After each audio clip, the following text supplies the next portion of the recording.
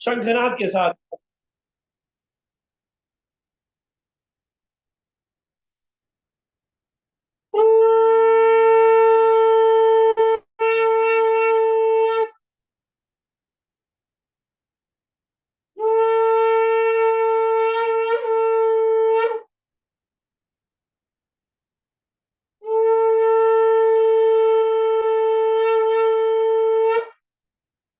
सभी 3 बार ओमकार का नाद करेंगे। अपने लाडलों को साथ में ले लीजिए। मानसिक पूजा का बल आपके पूजा पद्धति से परिवार को दे दीजिए। चलिए 3 बार ओमकार करते हैं। ओ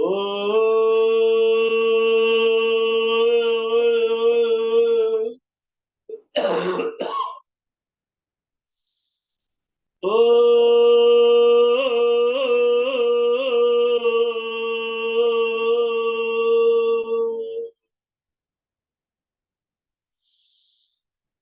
ओ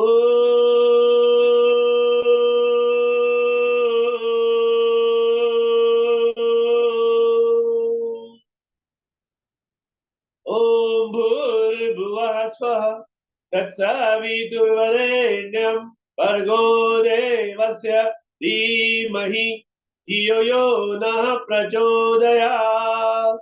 ओम त्र्यंबकं यजामहे सुगंधिं पुष्टिवर्धनम् उर्वारुकमिव बन्धनान् मृत्योर्मुक्षीयमामृतात्।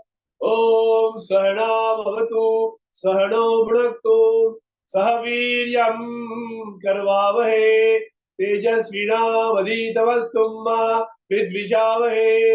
ओम असतो मा सद्गमय तमसो मा ज्योतिर्गमय मृत्योर्मामृतंगमय। ओम शांति शांति शांति। आंखें बंद कर लीजिए, मौन में रहना। आत्मा का चिंतन, आत्मचिंतन अपने हृदय में जा कीजिए। कृष्ण भगवान के दर्शन कीजिए। योगेश्वर कृष्णचंद्र भगवान। अर्जुन को जैसे भगवान ने गीता का उपदेश किया, वैसा ही नित्य निरंतर उपदेश हम सारे अर्जुन है धरती माँ के ऊपर के। भगवान नित्य निरंतर हमें संदेश देते रहते हैं। एक ही बात है, गुरु के चरणों में लीन होकर, शरण जाकर 100% आज्ञा का पालन कर कर अपने जीवन का उद्धार करना। हम ही हमारे जीवन के शिल्पकार है। तो आइए प्रभु की शरण में जाते हैं, वंदन करते हैं, नमन करते हैं, उनका अभिनंदन करते हैं, उनके इस प्रकृति का, उनके इस वरदान का सम्मान करते हैं। दोनों हथेली अच्छी तरह से रगड़ लीजिए। सबसे पहले अपना माता सौभाग्य जगा दीजिए, 3 बार रगड़ लीजिए योगिक शक्ति से। फिर आंखों के नीचे कंठ, हृदय, छाती, फेफड़े, नाभि का क्षेत्र है, फिर कंधे, बाजू, रीढ़ की हड्डी, उल्टी मुट्ठी से मूलाधार चक्र वाला क्षेत्र, फिर घुटने के जोड़, एक एक अवयव, आखिर में अपने पैर के तलों की मालिश भी। आइए स्वागत करते हैं बहनों का महाप्रार्थना की। जय श्री कृष्ण। दोनों गुरुओं के चरणों में प्रणाम। जय श्री कृष्ण। प्रणाम। सभी विभूजनों को सुप्रभात। महाप्रार्थना, द ग्रेट इनोकेशन।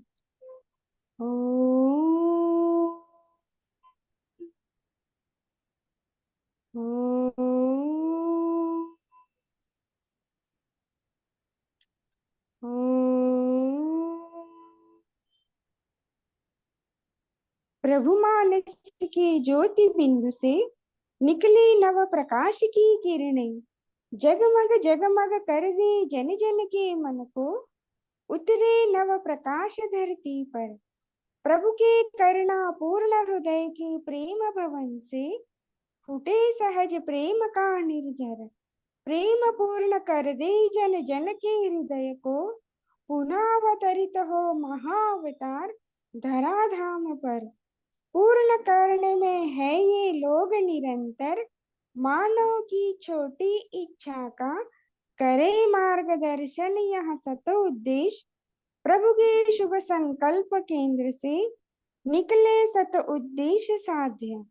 जो है महान पुरुषों को ज्ञात, जिसे यह लक्ष्य परम मानवता के केंद्र बिंदु से आयोजन हो सहज प्रेम का नव प्रकाश का, धरती पर साकार हो उठे सहज प्रेम की नव प्रकाश की दिव्य कल्पना, पूर्ण सफल हो यहाँ आयोजन, द्वार बंद हो जाय निशा का, अंध गुफा का जहाँ छिपा रहता है यहाँ शैतान, मनुज के मन का सहज प्रेम का दिव्य ज्योति का दिव्य शक्ति का, सदा पाप कर्म रत अवतार पुनः हो इस धरती पर, अवतार पुनः हो इस धरती पर। ओम ओम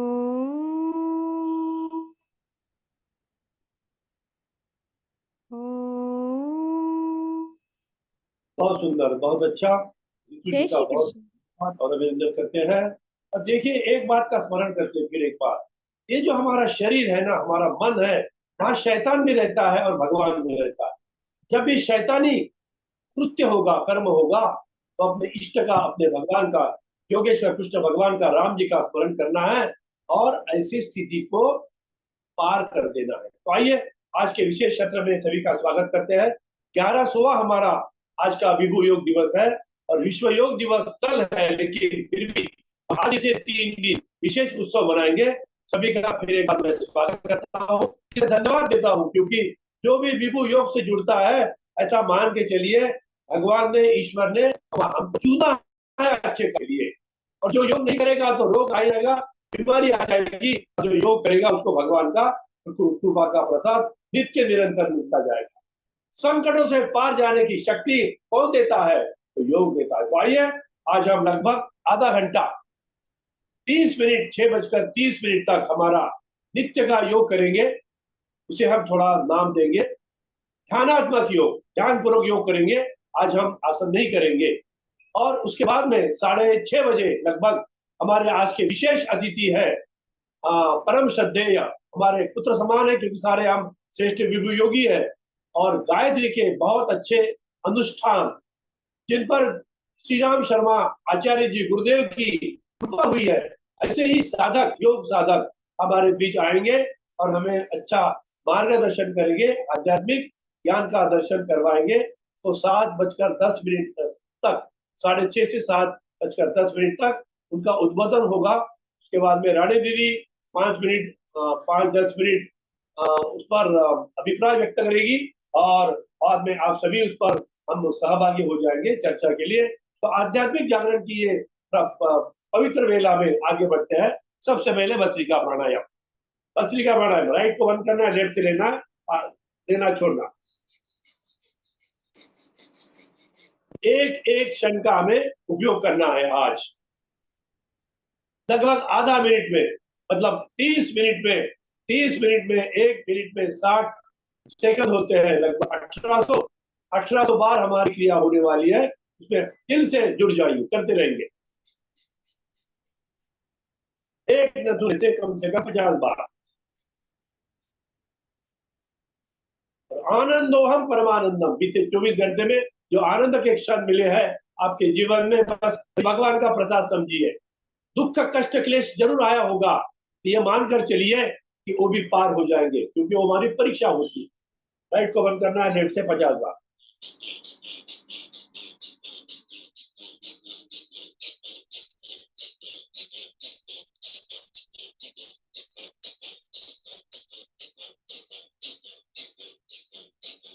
विश्राम। अब दोनों लोगों ने से 50 बार लेना छोड़ना, घर्षण की क्रिया।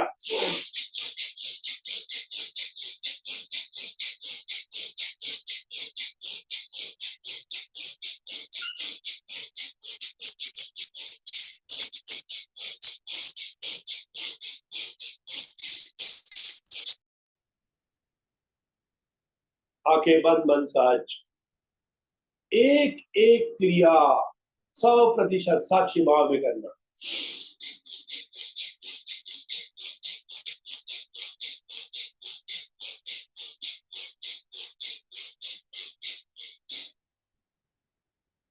करते जाएंगे भस्त्रिका प्राणायाम।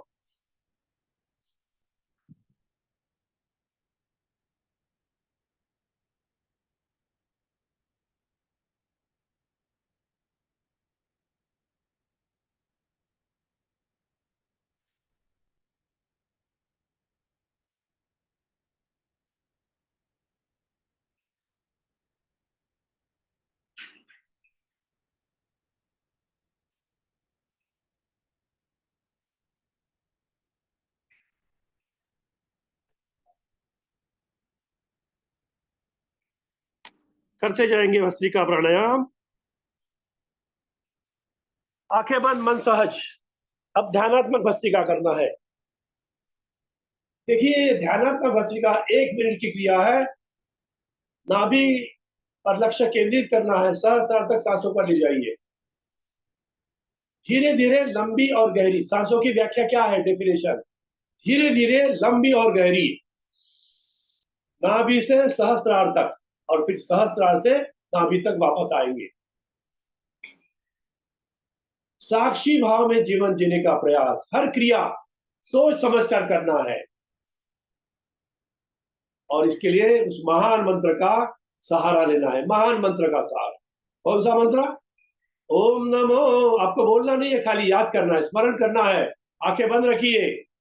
वासुदेवाय प्रभु वासुदेवाय, ओम नमो भगवते वासुदेवाय।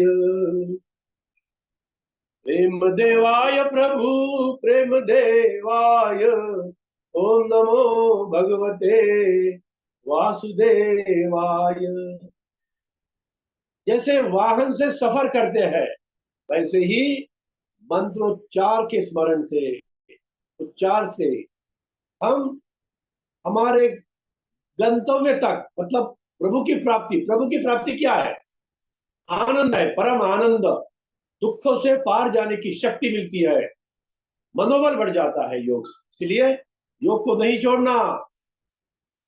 योग है परमात्मा का श्रेष्ठ स्वरूप।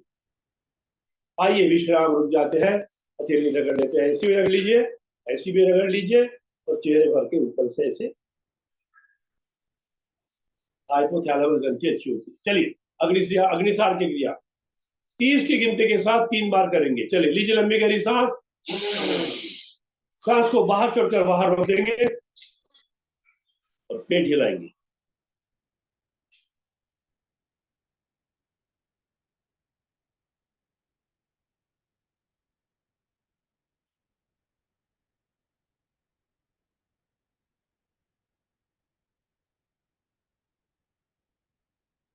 तीस 30 3 बार सभी को करना है।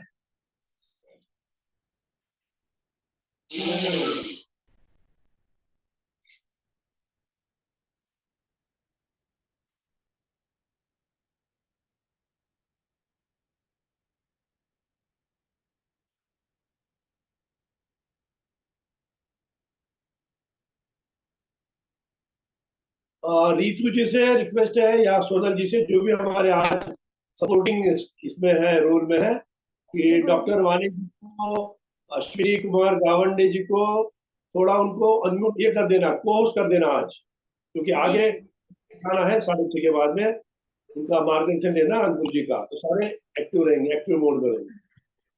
आखिरी बार लीजिए लंबी गहरी सांस। सांसों को बाहर के बाहर रोकना और पेट हिलाना है 30 की गिनती के साथ। संकल्प के साथ योग करना है, संकल्प के साथ योग, डिटर्मिनेशन, निग्रह। मुझे करना है। और क्यों करना है? तो हम अमृत पुत्र है, ईश्वर के पुत्र है। हमारा सबसे बड़ा परिचय क्या है? हमारा बायोलॉजिकल जन्म तो हुआ है, हमारे माता पिता है, सब कुछ है, लेकिन सबसे श्रेष्ठ है हम ईश्वर के अंश है, ईश्वर के अंश, प्रभु के अंश, अमृत पुत्र कहा गया वेदों में। विश्राम, रुक जाते हैं, आगे बढ़ते हैं। अब करते हैं उज्जाई प्राणायाम। कंठों को सिकुड़ना, टाइट करना और सांस लेते लेते आवाज करना है। सभी को क्रिया मालूम है। 3 बार करेंगे। उज्जैन महाकाल भगवान को याद करते करते।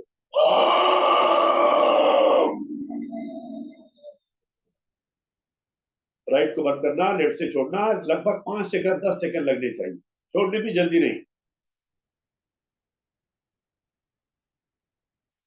हार्मोनल बैलेंस के लिए करना है, हार्मोनल बैलेंस। खून की क्वालिटी अच्छी होगी। दवा पर जितना भरोसा रखते हैं तो योग दुआ है, दुआ, इतना मान के चलिए। आखिरी बार।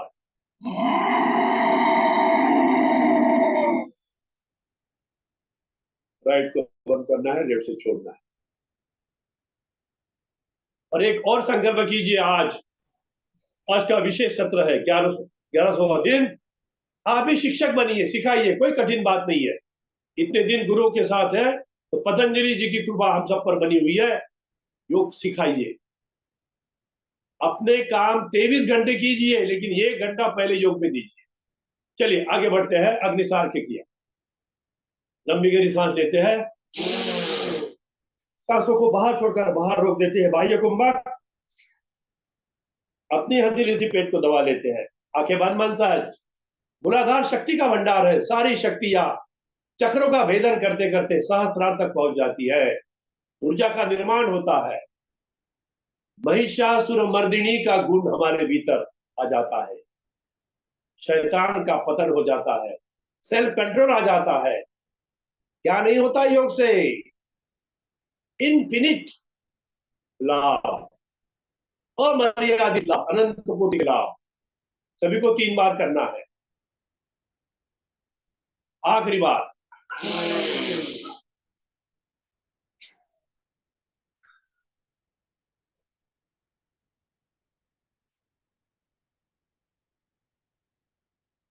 विश्राम, रुक जाते हैं। चलिए थोड़ा सूक्ष्म व्यायाम भी कर लेते हैं।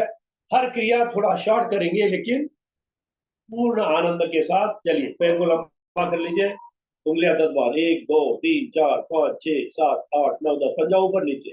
2 3 4 5 6 7 8 9 10। गोल घुमाएंगे। 1 2 3 4 5 6 7 8 9 10। उल्टी दिशा से। 1 2 3 4 5 6 7 8 9 10। 1 2 3 4 5 6 7 8 9 10। अब ये क्रिया कर लीजिए। 1 2 3 4 5 6 7 8 9 10। पंजा ऊपर नीचे। 1 2 3 4 5 6 7 8 9 10। गोल घुमाएंगे। 1 2 3 4 5 6 7 8 9 10। उल्टी दिशा से। 3 4 5 6 7 8 9 10। एक लिया।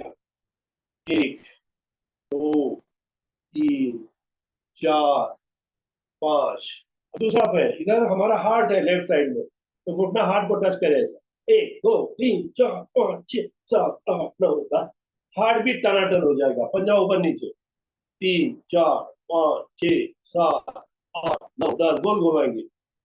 3 4 5 6 7 8 9 10। उल्टी दिशा से। 1 2 3 4 5 6 7 8 9 10। एक लिया। 1 2 3 4 और 5। दोनों पैर के तलवे की मालिश। ये रीढ़ की हड्डी का भी एक्सरसाइज है। ऐसे रगड़ना, ऐसे घुटने से लेके पोटली और ऐसा रगड़ लीजिए। ऐसे शरीर की सेवा कीजिए, शरीर साथ देगा परमा तक पहुंचाने के लिए। चलिए बटरफ्लाई 10 बार। 1 2 3 4 5 6 7 8 9 10। चलिए वज्रासन में बैठ जाते हैं। देखिए जब समय कम रहता है तो योग कैसे करना है, उसका प्रात्यक्षिक हम आधा घंटे में कर रहे हैं। चलिए हाथ सामने खोल देंगे। 10 बार। 1 2, कुछ पकड़ा समझ के। 3 4 5 6 7 8 9 10। पंजा ऊपर नीचे। 1 2 3 4 5 6 7 8 9 10। अंगूठा अंदर मुट्ठी बंद, गोल घुमाएंगे। 3 4 5 6 7 8 9 10। Anti clockwise. 1 2 3 4 5 6 7 8 9 10। अब एक क्रिया उत्साह के साथ करना है। 1 2 3 4 5 6 7 8 9 10। साइड में। 1 2 3 4 5 6 7 8 9 10। चाहे कुछ भी हो जाए, श्वास ही प्राण है, उसे नहीं भूलना है। करने का शून्य 5 बार ऐसे एक दिशा। 1 2 3 4 5। उल्टी दिशा से। 1 2 3 4 5।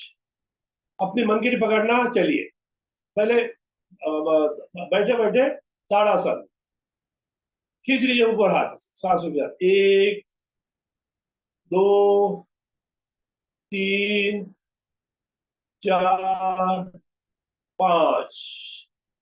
मेरुदंड का एक्सरसाइज, मनगढ़ी पकड़ना कंधे की गर्दन के पीछे से, 1 2 3 4 5 6 7 8 9 और 10। उंगलियां लॉक करना, गर्दन के पीछे रखना, तब गिराना। 1 2 3 4 5 6 7 8 9 10। Anti pressure, 1 2 3 4 5। ये क्रिया करना, सर के ऊपर उंगलियां, पंजा रखना, आउटलाइन ऑफ द हेड को दबाना है। 1 2 3 4 5। राइट कटपटी, 1 2 3 4 5। लेफ्ट, 1 2 3 4 5। थोड़ी को उड़ा लीजिए, 1 2 3 4 5। गर्दन ऊपर नीचे 10 बार, 1 2 3 4 5 6 7 8 9 10। Right left, 1 2 3 4 5 6 7 8 9 10। Right to left, गर्दन को गोल घुमाएंगे, 1 2 3 4 5। उल्टी दिशा, लेफ्ट टू राइट, 1 2 3 4 5। दाहिना हाथ ऊपर गोल घुमाएंगे, खाली अंगूठा देखेंगे, नाखून का भाग, 1 2 3 4 5। उल्टी दिशा से, 1 2 3 4 और 5। तो ये सूक्ष्म व्यायाम हो गए, बहुत कारगर है जोड़ों का दर्द भगाने के लिए। वात की बीमारी नहीं आएगी, चाहे कोई उम्र हो जाए हमारी, बच्चे जैसा शरीर लवचिक रहेगा, फ्लेक्सिबल रहेगा, इसलिए उसका आनंद लेना। चलिए आगे बढ़ते हैं।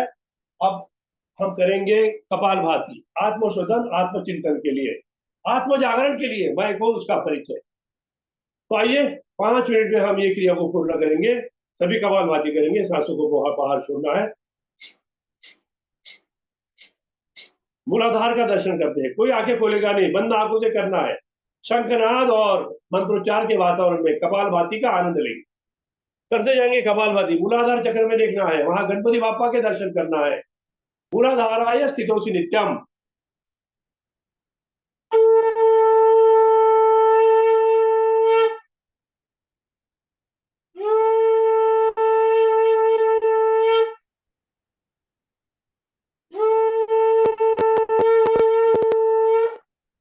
करते जाएंगे कपालभाति, आंखें बिल्कुल नहीं खोलना है, सांसों को बाहर छोड़ना।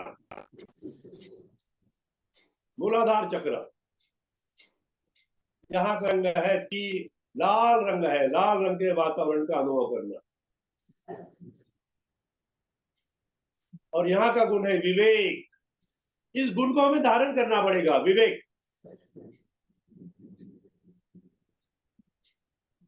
श्री कृष्ण को मंत्र भी सुनना है, उस वातावरण में आनंद लेना। श्री कृष्ण गोविंद हरे मुरारी, हे नाथ नारायण वासुदेव। अगले चक्र में प्रवेश, चक्रों का सफर, आंखें बंद। स्वादिष्टान चक्र, कहा अंग है, रिप्रोडक्टिव ऑर्गन। करते जाएंगे कपालभाति। और यहाँ ब्रह्मा जी का स्थान है। और रंग कौन सा है, नारंगी रंग। और गुण कौन सा है, धारण करना है, स्वच्छता, क्लीनलीनेस, अत्यंत शुद्ध रहना, स्वच्छ रहना, विचारों से भी। राग नहीं, द्वेष नहीं, प्रेम भी करना है, वासना वाला नहीं। हर चक्र में आधा मिनट कपालभाति। ईश्वर अल्लाह तेरो नाम, सबको सन्मति दे भगवान।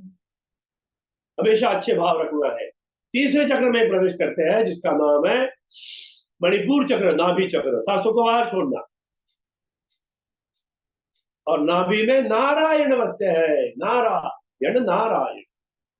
यहाँ का रंग है पीला।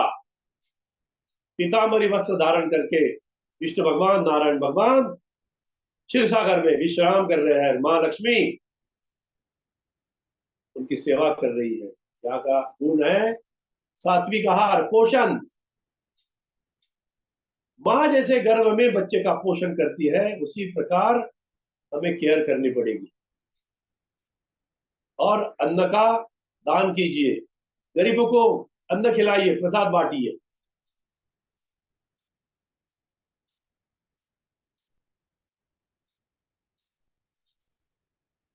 नारायण नारायण भज मन नारायण, केशव मोहन नारायण भज मन नारायण। आगे बढ़ते हैं। चौथा और पांचवा चक्र, हृदय और अनहद। अपने लेफ्ट हैंड से हाथ के 5 उंगलियों में अपने हाथ को पकड़ लीजिए, इसे प्यार कीजिए उंगलियों से। और यहाँ का भोले बाबा का स्थान है। यहाँ का रंग है हरा और गुण है यम नियम का पालन करना। अष्टांग योग में यम नियम, आसन, प्राणायाम, प्रत्याहार, धारणा, ध्यान और समाधि, अष्टांग योग का आचरण में लाने का प्रयास करना। करते जाएंगे कपालभाति। विज्ञान क्या कहता है? यहाँ हार्ट है, पंपिंग है, धक धक धक धक 1 मिनट में 70 से 72 बार धड़कने पूरे रक्त का संचार पूरे शरीर में करवाती है। जब प्राणवायु करते, प्राणवायु प्राणायाम करते हैं तो प्राण शक्ति से ये रक्त भी संजीवन शक्ति बन जाता है। करते जाएंगे कपालभाति।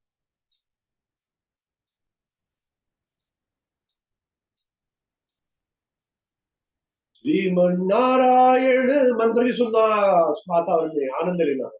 श्रीमन नारायण नारायण हरि हरि, तेरी लीला जग में न्यारी न्यारी, हरि हरि। भोले बाबा को प्रणाम करते हैं, वंदन करते हैं, नमन करते हैं। छठवें चक्र में प्रवेश करते हैं, विष्णुजी चक्र, कंठ। अपने कंठ में मन स्थिर कर लीजिए, जितना को स्थिर करना है, और करते जाएंगे कपालभाति। यहाँ वाणी के देवता माँ सरस्वती का निवास स्थान है, हंस पर बैठी है। कितना आनंददायी स्वरूप है। और यहाँ का गुण है, रंग है हल्का नीला। और यहाँ का जो गुण है, हमें धारण करना है शास्त्रों का ज्ञान, शास्त्रों का पाठ पठन। भगवत गीता का जीवन में आधार लीजिए, अर्जुन बन जाओगे, मीरा जैसे बन जाओगे, शबरी जैसे बन जाएंगे।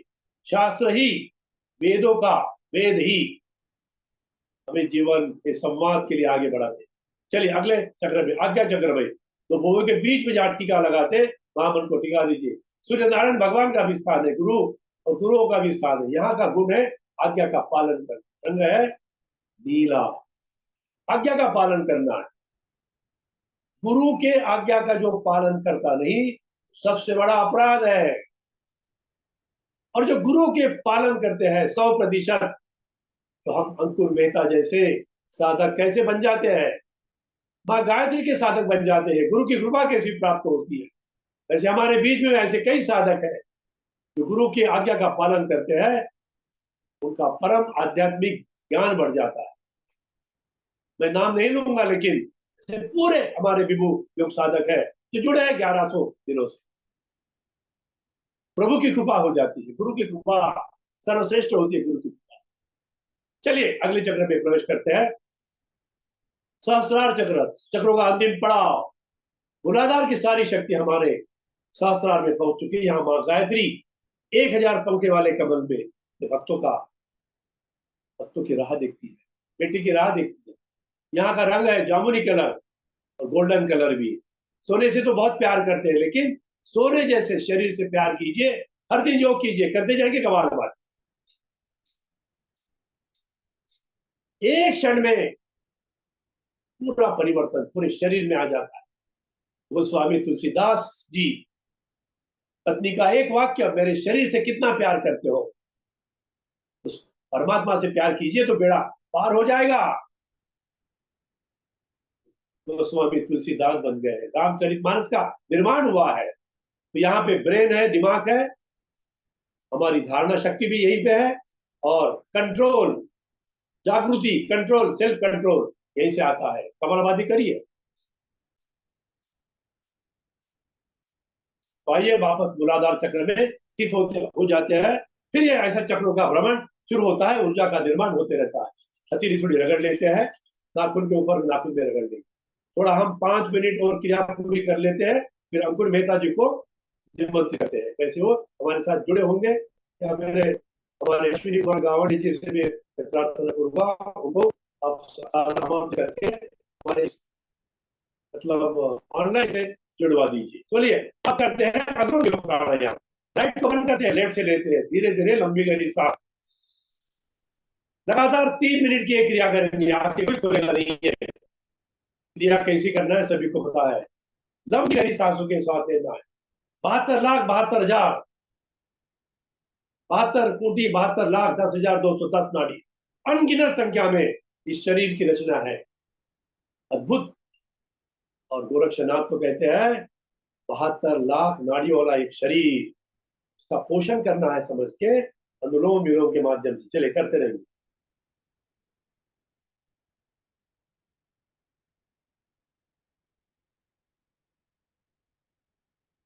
मेरे प्राणों के आधार, हल्का सा भजन भी सुनना है, आत्मा का भोजन।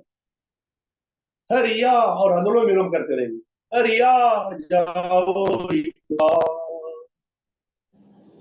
हरिया जाओ, हरिया जाओ, हरिया जाओ एक बार, मेरे प्राणों के आधार, हरिया जाओ एक बार। ऐसी करुणामय प्रार्थना के साथ अनुलोम विलोम से जुड़ जाइए।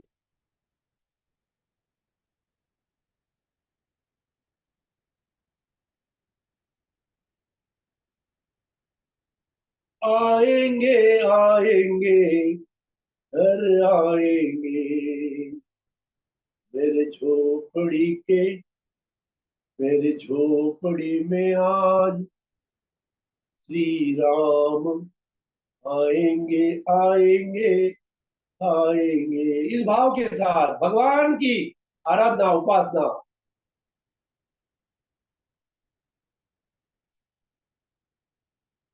तुम मेरे, कैसे भगवान, तुम मेरे जीवन के धन हो और प्राणाधार हो। दिल की गहराई से अनुलोम विलोम 3 मिनट लगातार कीजिए।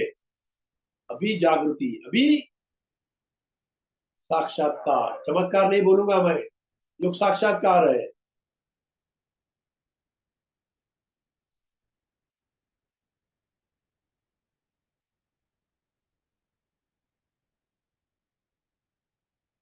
विश्राम, रुक जाते हैं, भ्रामरी प्राणायाम करते हैं। बाएं नाक से छोड़ने के बाद में 3 बार भ्रामरी प्राणायाम। राइट, दोनों आंखों आंखें बंद करके चलिए, कान बंद, 3 बार भ्रामरी प्राणायाम।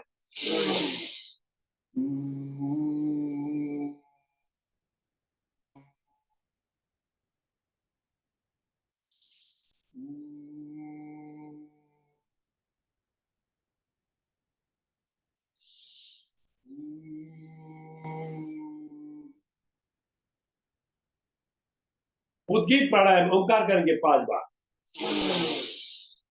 ओ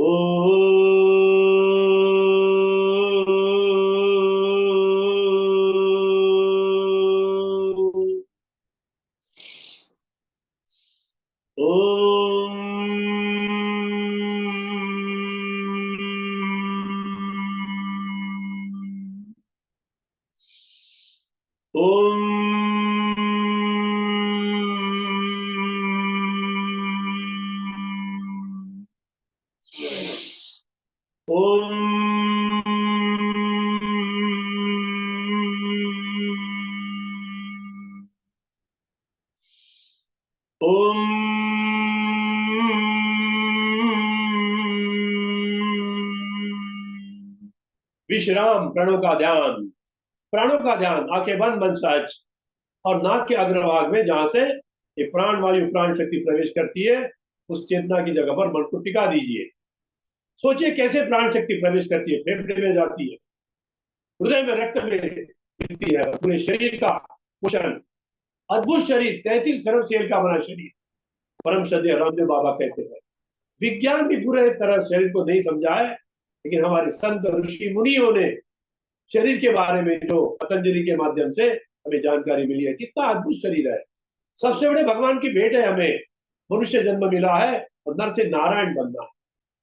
एक ही प्रार्थना करना है दिल ही दिल में, सांसों की माला में, सांसों की माला से सिमरू में तेरा नाम, बंदा मैं बन जाऊं तेरा कृपा निधान, सांसों की माला से सिमरू में तेरा नाम, तेरा घनश्याम, तेरा श्री राम। शबरी को राम मिले, मीरा को कृष्ण भगवान मिले, वैसे ही जो नित्य योग करता है, आध्यात्मिक जीवन जीता है, पारमार्थिक जीवन जीता है, वो प्रभु को प्यारा होता है। ये गीता के दरबार में मेरे सदगुरु के दुख दर्द मिटाए जाते हैं, ये महफिल है दिल वालों की, हर भक्त यहाँ दीवाना है, हर भक्त यहाँ दीवाना है, प्रभु का प्यारा।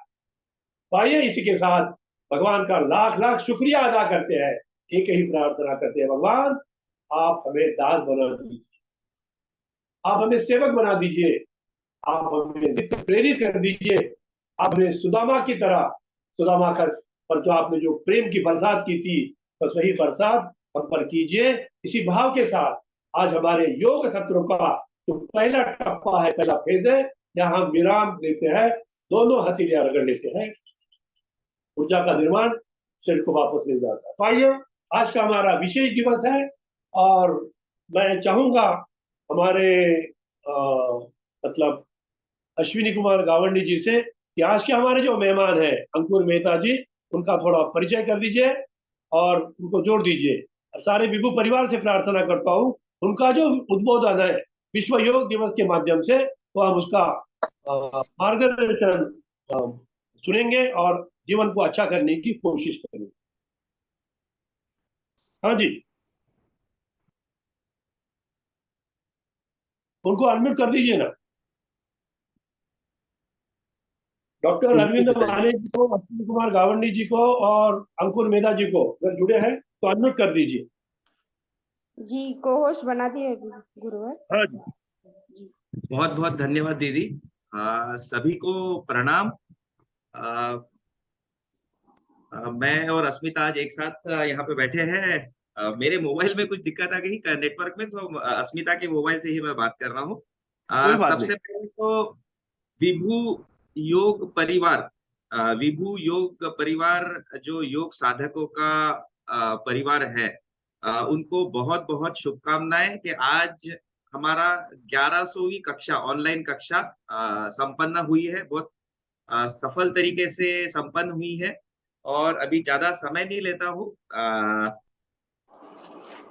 योग जो अभी भारत और अंतरराष्ट्रीय स्तर पे मनाया जा रहा है, जो 21 जून को मना रहे हैं, एक विचार मन में आया कि हम लोग नित्य शारीरिक योग तो करते ही है, लेकिन क्यों ना एक वैचारिक रीत्या भी एक दिन बैठा जाए, जो कि 21 जून के उपलक्ष्य में। सो इस बार का जो थीम है वो महिला सशक्तिकरण है। और हमारे बीच आज हमारे गुरु बंधु अंकुर भाई मेहता, हमने उनसे एक रिक्वेस्ट किया था कि क्या आप अपने मौलिक विचार हमारे बीच में रखेंगे, क्योंकि अंकुर भाई गुरुदेव पंडित श्री राम शर्मा आचार्य जी के सानिध्य में इतना समय बिता चुके हैं। जगह जगह पे वो योग की कक्षाएं, पर्सनल काउंसलिंग, लोगों को मार्गदर्शन करना। सो ये मौका मैंने साधा अंकुर भाई से बात करके कि आप भी हमें भी अपना मार्गदर्शन करिए। और योग एक बहुत बड़ा विषय है, उसको आधा घंटा या 45 मिनट में कैप्चर करना तो बहुत मुश्किल है, लेकिन अपने विचार रखिए और बाद में जिसको जैसे गाइडेंस मिल सकता है आपके साथ संपर्क में आके वो भी अपने जीवन को सफल बना सकता है। जैसे पिताजी ने बोला था कि सांसों की माला से सुमरू में तेरा नाम, तो मैं ज्यादा समय नहीं लेता हूँ, ऑलरेडी 6:40 हो चुका है। सो अंकुर भाई से मैं रिक्वेस्ट करूंगा कि वो अपने विचार हमारे समक्ष रखे और जिससे लोगों को मार्गदर्शन प्राप्त हो। सभी राम को राम सादर अंकुर। प्रणाम। चरण प्रणाम स्पर्श सर। बाबा, चरण स्पर्श। प्रणाम भाई प्रणाम। को प्रणाम, आपको भी प्रणाम। ये रिक्वेस्ट शब्द मुझे लगता है कि आवश्यक नहीं है। अश्विनी मेरे छोटे भाई की तरह हैं। पहले ये कंफर्म कर दो अश्विनी की आवाज स्पष्ट आ रही है मेरी? बहुत अच्छी आ रही। ठीक है जी, सभी को प्रणाम। जो लोग वीडियो ऑन है जिनका और इतने सुंदर सुंदर खिले हुए चेहरे दिख रहे हैं उन सबको प्रणाम। जिनका वीडियो ऑफ है उनको प्रणाम, है ना। सबको बहुत बहुत नमन और बहुत शुभकामनाएं। पहले तो एक ऐसी, जैसे गुरुदेव कहा करते थे, गंगोत्री छोटी सी होती है लेकिन उससे चलने वाली जो यात्रा है वो गंगा जो है महासागर में मिलती है, तब तक 40% जनसंख्या को लाभ पहुंचा देती है भारत। और दुनिया का सबसे बड़ा रिवर बेसिन है गंगा जी। इसी प्रकार जो विभू फाउंडेशन ने शुरुआत करी, आज 1100वां एपिसोड जो है, एक तरह से सत्र जो चल रहे हैं प्रतिदिन वाले, किसी भी कार्य के पीछे उसका संकल्प बल ही कार्य करता है। और संकल्प क्षीण पड़ने से वो कार्य रुक जाता है या उसमें कोई अवरोध आ जाता है। लेकिन ये कार्य आप लोगों के सामूहिक प्रयास से और एक दूसरे की आत्मीयता के आधार पर और गुरु सत्ता के आशीर्वाद से इतना आगे तक बढ़ता चला आ रहा है। और ऐसा संयोग बैठा कि मैं असल में यात्रा में हूँ।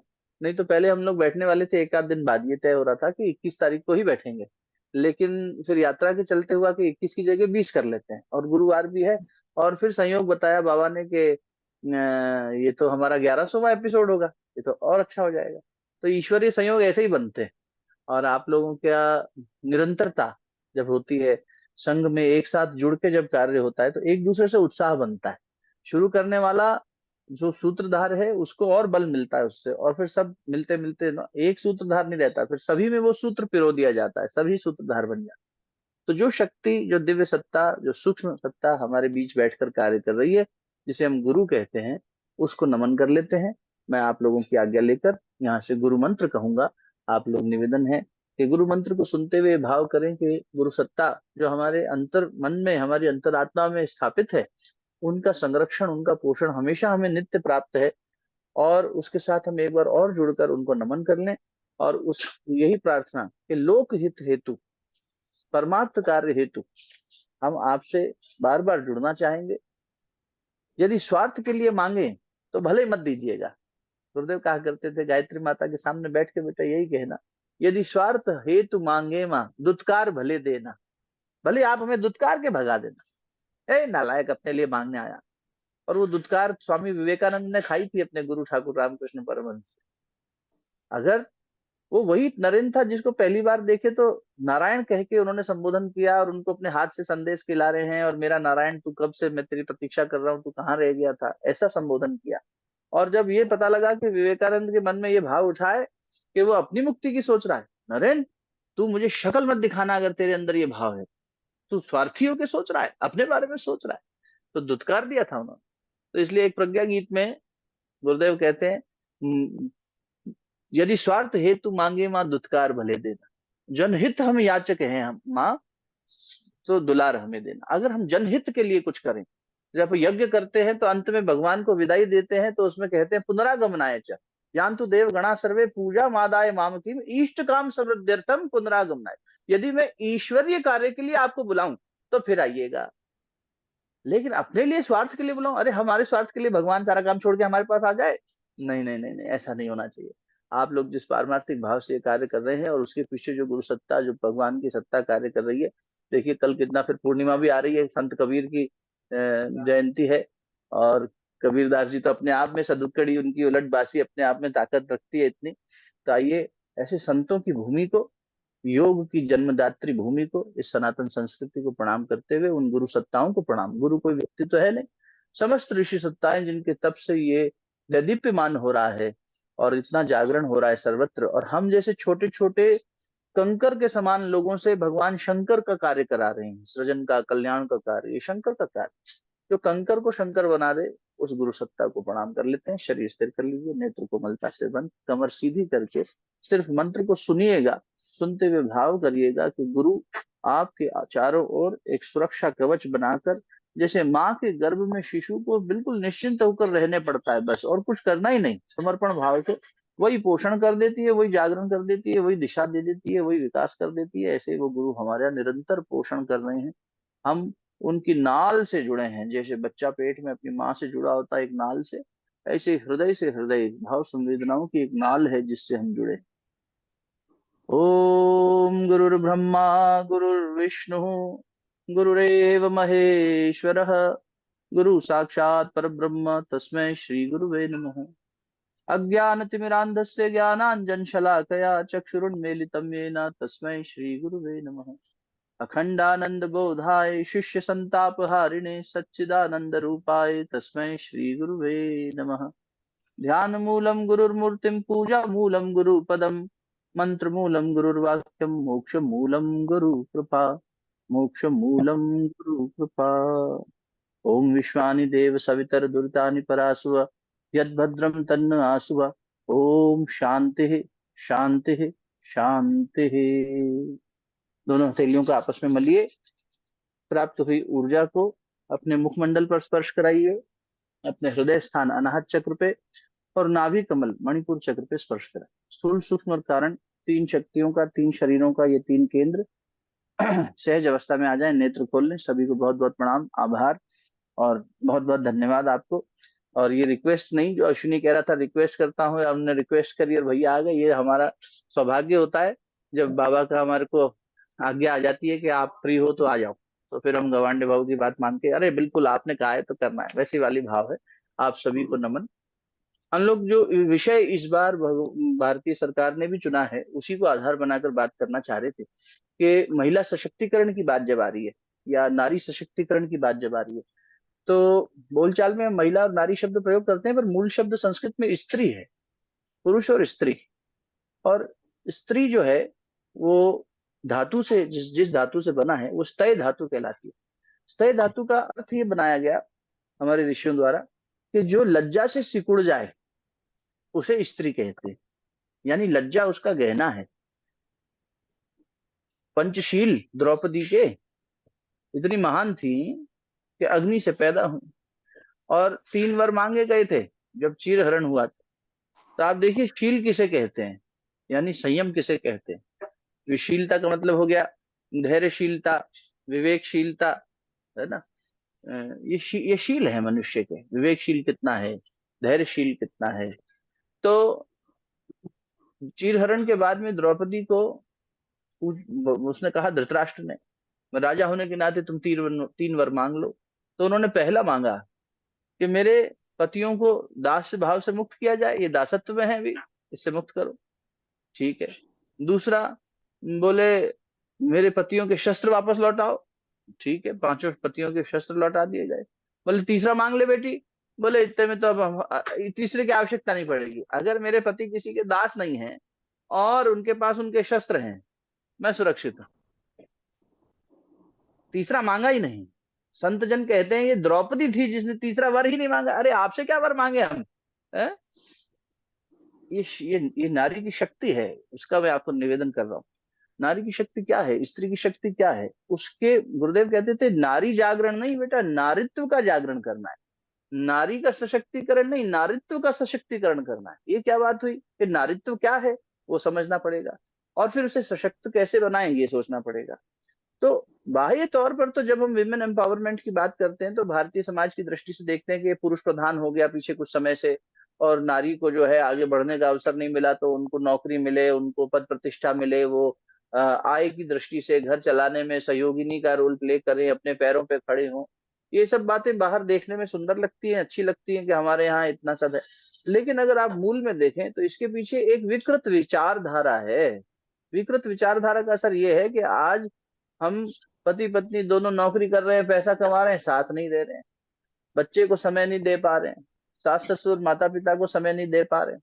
क्यों? क्योंकि हमने सशक्तिकरण की परिभाषा क्या कर दी, क्या हमारी बेटी या हमारी बहू पैसा कमाती है कि नहीं। अगर वो धन कमा के ला रही है तो ही सशक्त है।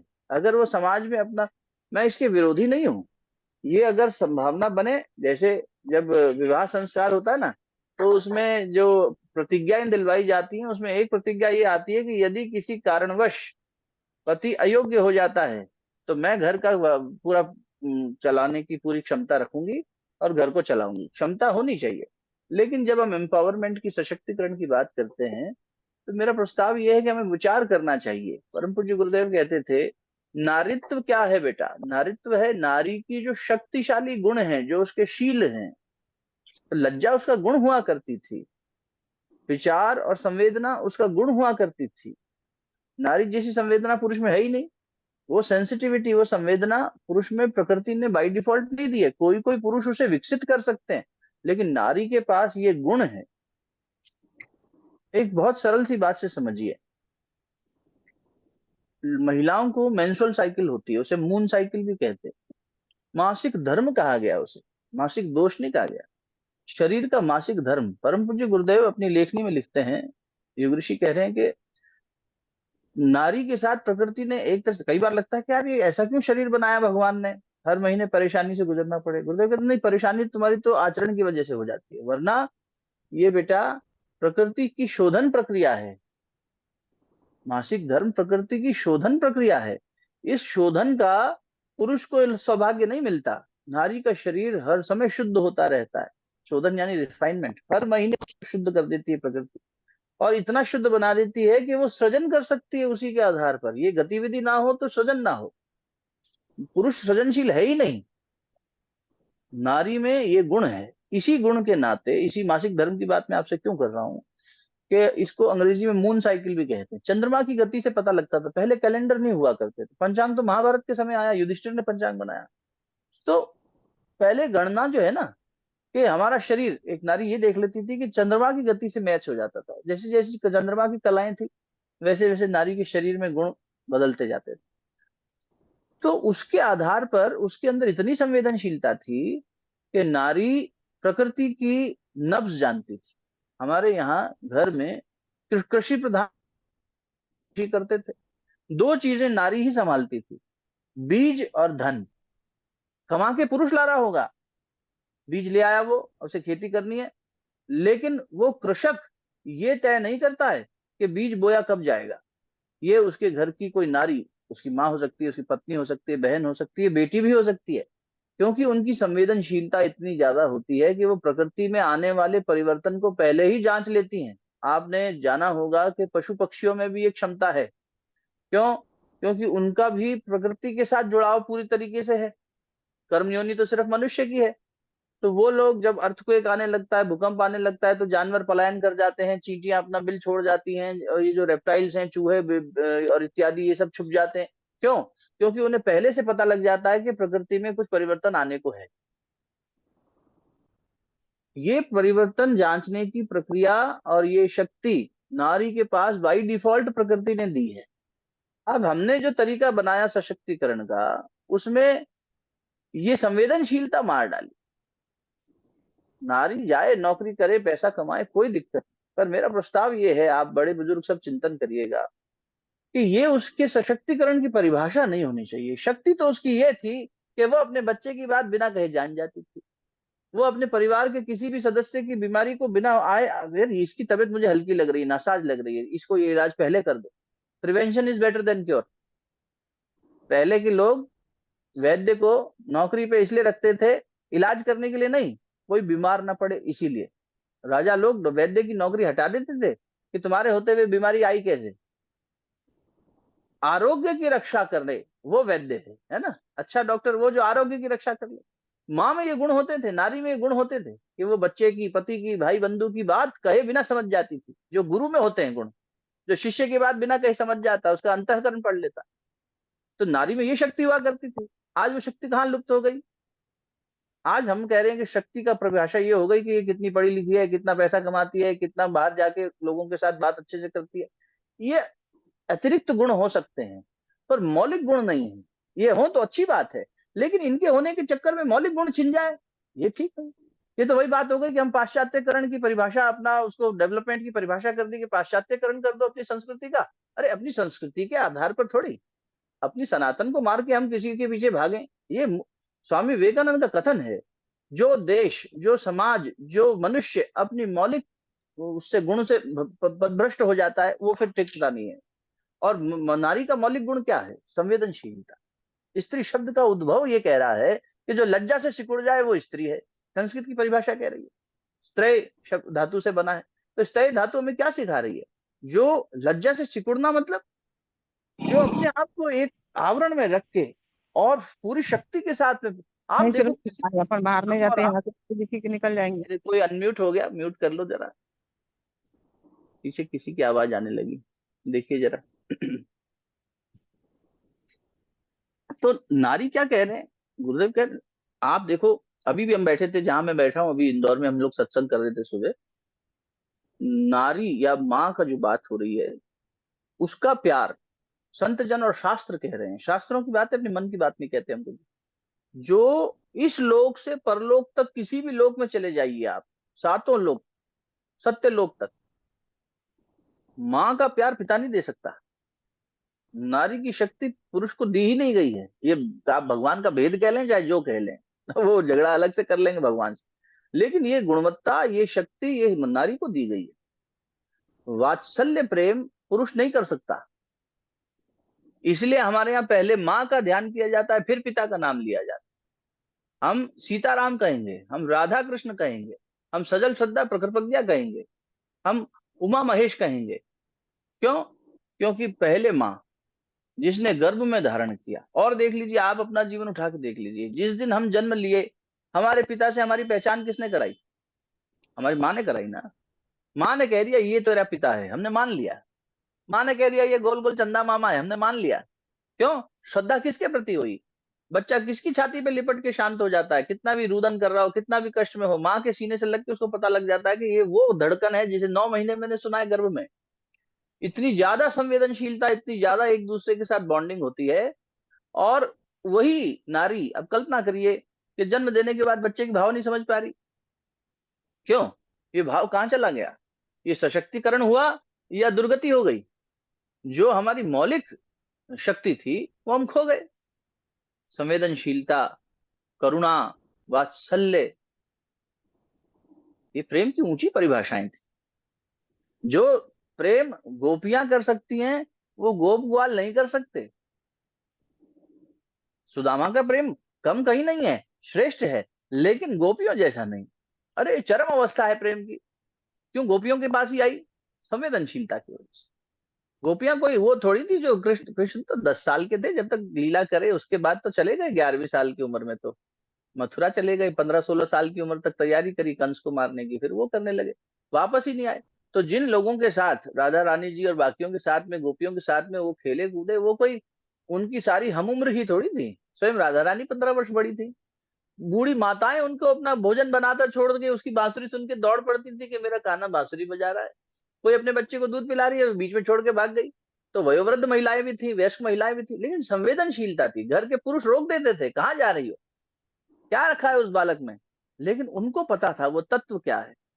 सशक्तिकरण की जब हम बात कर रहे हैं, बाह्य सशक्तिकरण भी होना चाहिए, लेकिन अगर वो इस कीमत पे हो रहा है कि हमारा घर टूट रहा है, नारी घर की धुरी है, इस सौर मंडल की धुरी सूर्य है, नारी घर का सूर्य है, अगर वो ठीक से उदय नहीं होगा घर टूट जाएगा।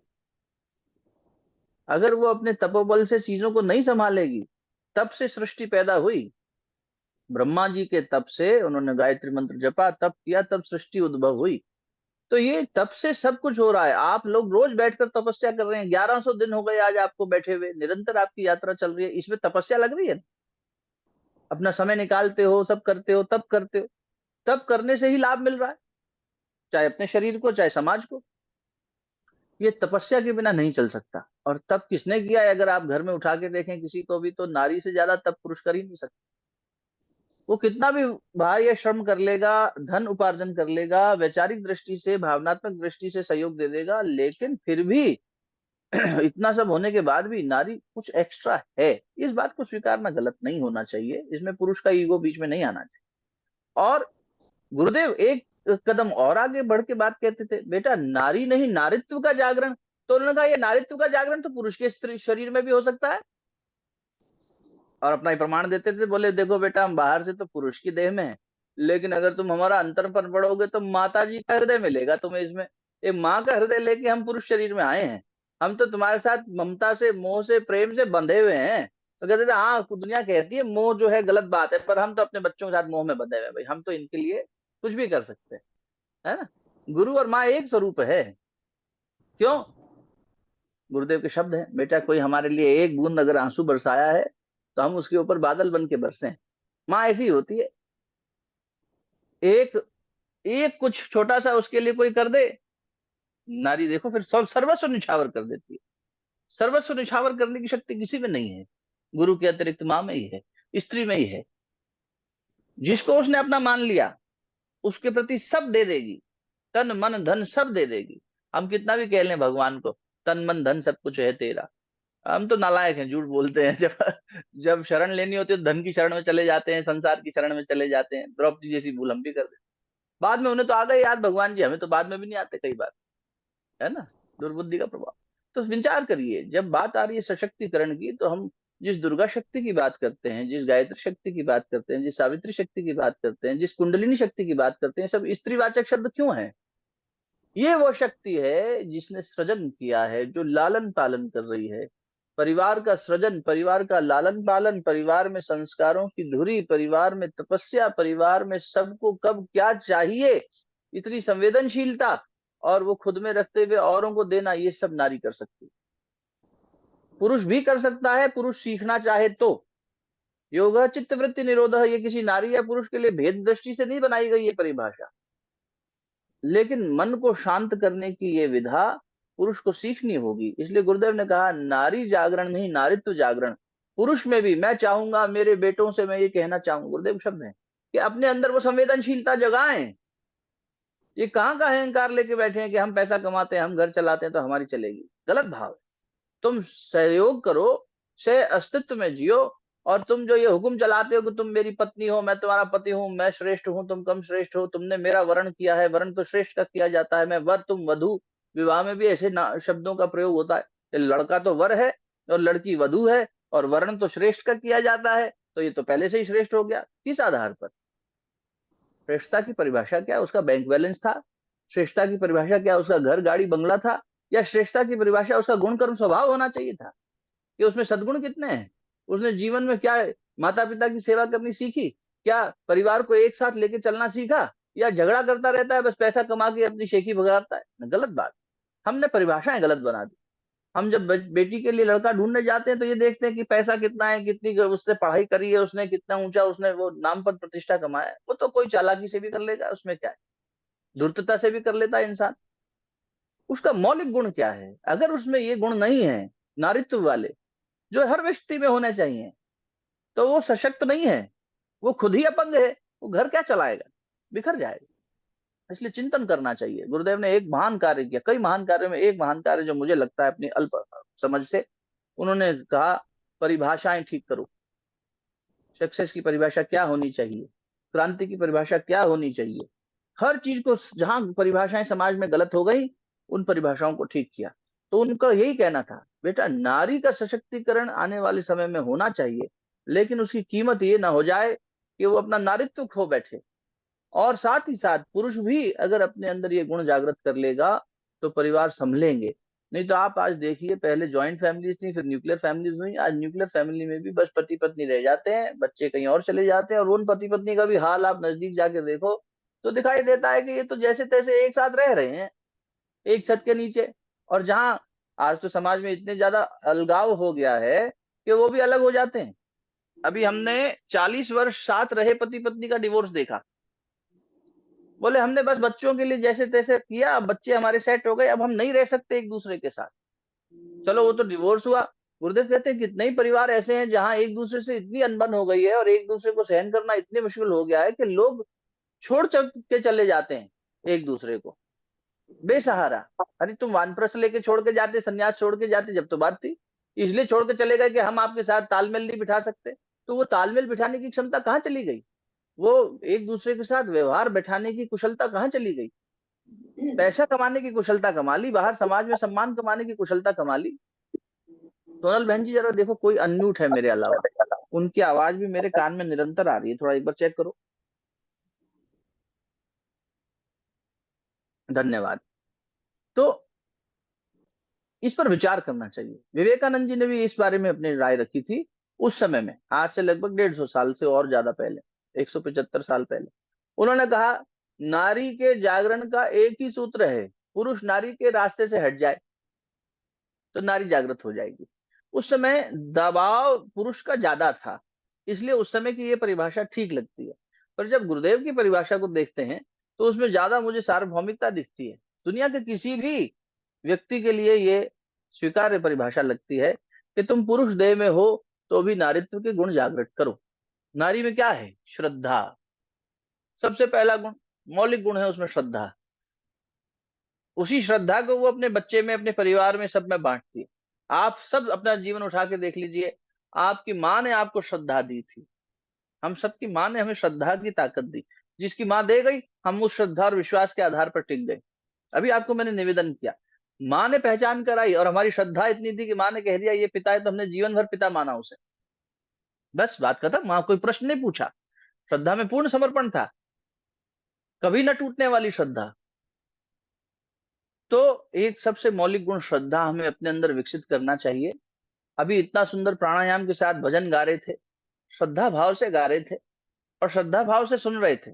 अभी देखो, आप लोग साथ साथ कुछ लिख रहे हैं, कुछ अपना प्राणायाम कर रहे हैं, कुछ सुन रहे हैं, पूरा श्रद्धा भाव है, तब हो पा रहा है ना।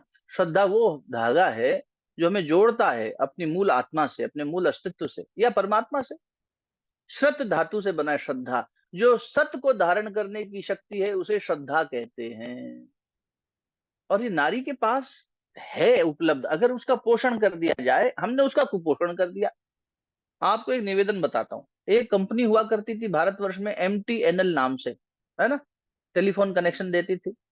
उसका लोधी रोड में दिल्ली में ऑफिस था।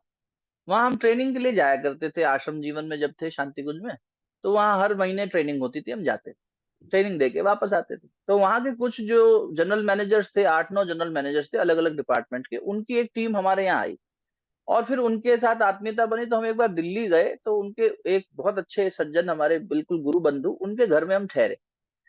उनका घर जो था वहां लगभग ऐसे 120 फ्लैट थे, जिसमें से 40-50 बंद थे, 60-70 फ्लैट में लोग रहते थे।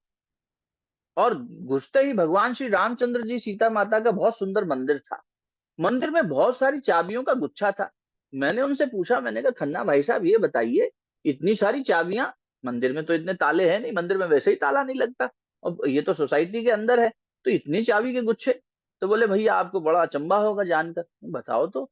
बोले ये 40-50 चाबियां जो आपको दिख रही हैं उन घरों की है जिन्होंने पंडित जी को ठेके पे रख लिया है कि पंडित जी आप हमारे घर आना, सवेरे दीपक जलाना और पूजा पाठ करके चले जाना। ये तो हमने सशक्तिकरण का हिस्सा काम कर दिया है। और बड़े बड़े लोग हैं, सब पैसा कमा रहे हैं, महिलाएं भी पैसा कमा रही हैं, पुरुष भी कमा रहे हैं, बच्चे भी अपना बड़े बड़े जगहों पे पढ़ रहे हैं, कोई विदेश में, लेकिन परिवार में देखिए संवेदनशीलता कैसे आएगी? जो एक दीपक जलाकर साथ में हमारे अंदर प्यार आता था, जो कभी कहा जाता था कि जो परिवार साथ बैठकर भोजन करता है, साथ बैठकर भजन करता है, उसके संस्कार अलग होते हैं, जो हमने आपने देखे होंगे अपने जीवन में। तो वो कहाँ चले गए? सशक्तिकरण की ये परिभाषा ठीक नहीं लगी कि एक आदमी अपनी धुरी पकड़ के चला गया और हम भी उसको तभी स्वीकार कर रहे हैं कि अगर हमारी बहू पैसा कमाती है तो ज्यादा समझदार है। अरे पैसा कमाने का समझदारी से क्या लेना देना? ये तो धूर्त आदमी भी कर लेता है। ये तो ईमानदारी से सड़क के किनारे बैठ के कोई अपनी दुकान लगाया वो भी कमा लेता है। इसके लिए इसको समझदार, या पढ़ाई लिखाई का समझ से क्या मतलब है? पढ़े लिखे लोग देखिए कितना गलत गाड़ी चलाते हैं, कितना कहीं भी थूक देते हैं, कहीं भी कुछ करते हैं, पर्यावरण का नुकसान कर रहे हैं। ये हम पढ़े लिखे लोग ही कर रहे हैं ना। किसी अनपढ़ आदमी ने घोटाला किया बताइए? सारे पढ़े लिखे लोगों ने धूर्तता करी है। सारे पैसे वालों ने व्यसन खर्च किया है, सब किया है, दूसरों पर शोषण किया है।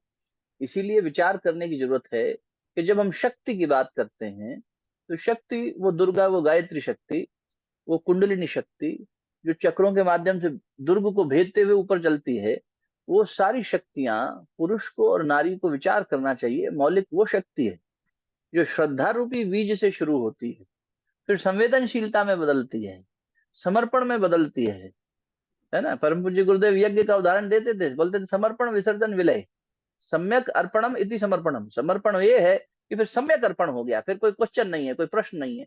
नारी में वो बात है, वो अपने बच्चों को दे सकती है, अपने सहभागियों को दे सकती है, पति को दे सकती है, अपने माता पिता, सास ससुर, सबको दे सकती है। समाज को देने की शक्ति है, और पुरुष भी दे सकता है, वो भी करे। जब ये होगा तब वो जीवन होगा जिसकी अपन बात कर रहे थे कि स्वार्थ हेतु मांगे तो मत आइएगा, लेकिन परमार्थ हेतु मांगे तो आ जाइएगा। पुनरागमनाय च, फिर आइएगा और हमारे को, हम समाज के लिए कुछ करना चाहते हैं, फिर वो देता है। देनदार कोई और है, देत रहा दिन रैन, लोग भरम मुंह पे करें तासे नीचे नैन, है ना, रहीम खान कामा। देते थे, अब देते थे तो नजर नीचे हो जाती थी उनकी। तो गंग कवि हुए अपने यहाँ, गंग कवि उनके पास गए, उन्होंने कहा ये बड़ा अजीब हिसाब है इनका देने का, ये देते हैं सामने तो देखते नहीं, नजर नीची रहती है, तो लोग इनको बेवकूफ बना देते हैं, बार बार इनके सामने आके खड़े हो जाते हैं और इनसे लेके चले जाते हैं। तो गंग कवि ने कविता शैली में उनको 2 पंक्तियां लिख के कागज पे भेज दी कि बीच में कैसे टोके। वो रोज शाम को अपना बैठ जाते थे चबूतरे पे और बांटते रहते थे। रहीम खान खामा अकबर के दरबार के 9 रत्नों में से एक थे। तो अब वो कहे कि यार ये कैसी ऐसी देनी देन जू कित सीखे दिन रैन, तुमने कैसे सीखा ये देने का हिसाब किताब समझ में नहीं आया। दे रहे हो तो देखो तो सही किसको क्या दे रहे हो, लोग तुम्हें बेवकूफ बना रहे हैं। लेकिन संत हृदय किसे कहते हैं, सशक्तिकरण देखो, संत हृदय नवनीत समाना, है ना, तुलसीदास जी ने कहा, जो मक्खन की तरह पिघल जाए दूसरे का दुख देख। वो बोले, उन्होंने फिर वापस कविता शैली में उत्तर दिया, उन्होंने कहा देनदार कोई और है, देत रहा दिन रैन, देने वाला तो कोई और है, सुबह से रात तक दे रहा है, और लोग भरम मोपे करें तासो नीचे नैन। मैं तो शर्मिंदगी में नजर नीचे करके बैठा हूं कि लोग ये भरम कर रहे हैं कि मैं दे रहा हूं, अरे मैं कौन होता हूं देने वाला। ये संवेदनशीलता जिस दिन मनुष्य में आ जाए, ये नारित्व का गुण है। पुरुष अहंकारी है मूल में ही, लेकिन नारी संवेदनशील है, सौम्य है, कोमल है, लेकिन कमजोर नहीं है। कोमल है पर कमजोर नहीं। उसके पास जो शक्ति है वो समाज को खड़ा कर सकती है। इसीलिए नारी इस भाव से जब कार्य करने में आए, फिर वो डॉक्टर बने तो देखो कितनी बढ़िया डॉक्टर बनेगी, फिर वो योग प्रशिक्षिका बने तो देखो कैसी बनेगी, फिर वो टीचर बने तो देखो कैसी बनेगी। वो हर व्यक्ति को, हर बच्चे को, हर पेशेंट को अपना मान के ट्रीट करेगी। और उसको, क्योंकि उसके पास, पुरुष को बहुत मेहनत करनी पड़ेगी और करनी चाहिए। यही तप होना चाहिए जीवन में। भाव संवेदनाओं की गंगोत्री को फिर से हरा करना है। गुरुदेव कहते थे भाव संवेदनाओं की गंगोत्री सूख गई है बेटा। मिल बांट के खाने का गुण नारी में है, पुरुष उसको विकसित कर ले, हो जाए। ये सारी शक्तियां हमारे भीतर है। जब हम साझा करना चाहते हैं, जब हम श्रद्धा रूपी उस पर चढ़ते हैं, तो वो प्रज्ञा जागृत होती है। हे अर्जुन 4/39, श्रद्धावान लभते ज्ञानम। ज्ञान किसे मिलेगा, जिसमें श्रद्धा है, जिसमें समर्पण है। तो जब सशक्तिकरण की बात कर रहे हैं, तो मेरा निवेदन ये होगा कि हम योग को, अब हमने तो अभी तो फिलहाल योग बहुत अच्छी बात है, सब जगह फैल रहा है, लेकिन हम ये वास्तविकता भी जानते हैं कि बहुत काम किया जाना बाकी है। योग की मौलिक परिभाषा जो चित्त की वृत्ति को शांत करने की बात कर रही है, उससे अभी हम बहुत दूर हैं। हम मतलब, संसार अभी क्या मान रहा है, योग का मतलब है कोई फिटनेस एक्सरसाइज है, शारीरिक श्रम है, जिससे हम शरीर को अच्छा कर लेंगे। अरे शरीर तो बहुत कम आवश्यकता रखता है, उसके आरोग्य की रक्षा तो कर ही लो, लेकिन मूल में तो ये मन को और चित्त को बिल्कुल साफ और शोधित करने वाली विधा है। इसी प्रकार जब हम सशक्तिकरण की बात कर रहे हैं, परिभाषाएं ठीक कर ले, वरना आज से 20 साल बाद, 50 साल बाद हम देखेंगे कि जिसको हमने नारी सशक्तिकरण कहा था, जिसको हमने योग के नाम पर सब जगह किया था, वो तो अभी बहुत अधूरा रह गया, बहुत उल्टा नुकसान और हो गया उससे। आज देखिए विदेशों में बियर योगा चल रहा है। सूर्य नमस्कार कर रहे हैं, अगर 2 राउंड कर लिए तो एक बार बियर पियेंगे, शराब। हमने देखा अपनी आंखों से, भारत में पूना में देखा हमने। यंग बच्चे यो सूर्य नमस्कार कर रहे हैं और शराब पी रहे हैं। जो 2 राउंड पहले करेगा उसको 1 घूंट शराब मिलेगी, बियर रखी हुई ठंडी ठंडी कैन में। हमने कहा क्या तमाशा हो रहा है। स्विमिंग पूल के ऊपर खड़े होके अजीब से कपड़े पहन के वो टेढ़े मेढ़े आसन बना रहे हैं, वो कह रहे हैं हम तो। अरे अगर यही योग होता तो सर्कस का हर जोकर योगी होता, हर जिम्नास्ट योगी होता। मन तो तुमने ठीक किया नहीं, शरीर को कितना भी लचीला बना लो, उससे क्या हो जाएगा। उसकी एक शालीनता है, एक सभ्यता है, वस्त्र से लेकर, आचरण से लेकर, वाणी से लेकर, सब चीजों में उतरता है वो, फिर रहन सहन। अब हम कहते हैं कि नहीं देखो योग का इतना प्रचार प्रसार हो रहा है, वास्तविक योग का कितना प्रचार प्रसार हो रहा है। जो आप जैसे चिंतक विचारक हैं वो सोचते हैं तो ऐसा प्रयास करते हैं जैसे विभू योगदान कर रहा है, जैसे वीएलएफ पे हो रहा है, लेकिन ये हमें समाज में सब जगह पहुंचाना है। अब अपने अपने शब्द का पुरुषार्थ करेंगे, भगवान अपना कार्य कर रहा है। जो हुआ है वो भी बहुत अच्छा हुआ है, एक समय तो योग को कोई जानता ही नहीं था, लेकिन इसके बीच में बहुत सारी चीजों को सुधारना जरूरी है। इसी प्रकार सशक्तिकरण, नारी सशक्तिकरण जो इस बार थीम ली गई है, उसमें ये देखना चाहिए कि मौलिक नारीत्व के गुण वो कितने हमारे अंदर विकसित हो रहे हैं। अब क्योंकि हम जिम्मेदार लोग हैं और समाज में हमें गुरुदेव ने या भगवान ने चुना है कि तुम वही करो, और हम कर रहे हैं और उनका साथ जुड़ा है। तो ये संदेश इसीलिए इस दिशा में भी जाना चाहिए, जीवन में उतरना चाहिए कि हमारे अंदर ये स्त्री तत्व उतरे, नारित्व उतरे। नारित्व हमारे अंदर जब आएगा तो देखिएगा घर वापस संस्कारवान होने लग जाएंगे, बच्चों में सौम्यता आ जाएगी। आज 2 साल का 3 साल का बच्चा टीचर से कहता है मैं आपकी बात क्यों मानूं, माँ बाप से कह देता है मैं आपकी बात क्यों सुनूं। संवेदनशीलता खत्म हो गई, एक दूसरे के साथ अपनत्व समाप्त हो रहा है, आत्मीयता का बंधन कहाँ बच रहा है। अभी कल हमारे पास एक जीजी मिलने आई जो आश्रम में ही बचपन से पली बड़ी थी, शांति कुंज में ही, परम पूज्य गुरुदेव माननीय माता जी गोदी में चढ़ जाती थी, ऐसा उनका बचपन रहा। ग्वालियर में हूं मैं अभी, तो वो मिलने आई तो उन्होंने बताया कि भैया वो टीचर हैं सिंधिया कॉलेज में, गर्ल्स स्कूल में, बहुत बड़ा स्कूल है। उसमें एक बच्ची उनके पास आई रोती हुई, दुखी होके, बोली मैडम मैं आपसे मिलना चाहती हूँ, बात करना चाहती हूँ। और खूब दुख होके उसने अपनी बात बताई, जो कुछ भी बताई हो मुझे पता नहीं, एक लाइन उन्होंने कही जो मेरे याद रहेगी, जो आपको बता रहा हूँ। उन्होंने कहा भैया, उसने कहा मेरे माता जी 10वें फ्लोर पे रहती हैं एक ही बिल्डिंग में, और पिताजी 17वें फ्लोर पे रहते हैं, मतलब 2 अलग अलग घर ले लिए हैं। मेरे भाई का उन्होंने यूके में एडमिशन करा दिया है, लंदन में, और मुझे भी बाहर भेजने वाले हैं। मैं 12वीं कर लूं उसके बाद मुझे भी भेज देंगे पढ़ने के लिए। ये कौन सा परिवार है भाई, जहां नारी अपना पैसा कमा के अपना फ्लैट लेके रह रही है, पुरुष अपना फ्लैट लेके रह रहा है। हमने कहा जी हमने कुछ साल पहले ऐसा तो जरूर देखा और सुना था, देखा भी था कि पति पत्नी अपना अपना शौक रखते हैं, तो एक का अलग टीवी है, दूसरे का अलग टीवी है, और बच्चा अपना वीडियो गेम खेल रहा है, टीवी देख रहा है, कर रहा है। तो एक ही घर में एक छत के नीचे तो हुआ करते थे, अब तो छत भी बदल ली इन्होंने। ये कौन से सशक्तिकरण की परिभाषा हो रही है, समाज तोड़ रहे हैं हम।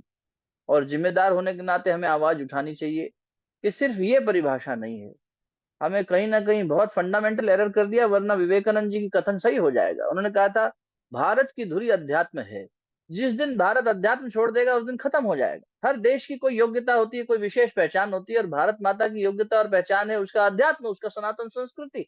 और जहां जहां ये नहीं है, आप नजर उठा के देख लीजिए, घरों में है ना, हर कुटुंब कुछ कहेगा, हर परिवार कुछ कहेगा। वहीं समझ में आ जाएगा जहां मौलिक गुणों से, क्योंकि जहां मूल यानी जड़ से हम अलग हो गए, वहां फिर पौधा कितनी देर चलेगा बताइए। वृक्ष बनना तो दूर की बात, वो तो बीच में ही मुरझा जाएगा, कुमला जाएगा। इसलिए देखिए बचपन खंडित हो रहा है, परिवार खंडित हो रहे हैं, विचार में ही और भावनाओं में ही गड़बड़ी आ गई। इसलिए मैं फिर से करबद्ध निवेदन करूंगा, गुरुदेव ने कहा सजल श्रद्धा प्रखर प्रज्ञा मनुष्य की पर्सनैलिटी, उसके अस्तित्व के 2 मौलिक तत्व हैं।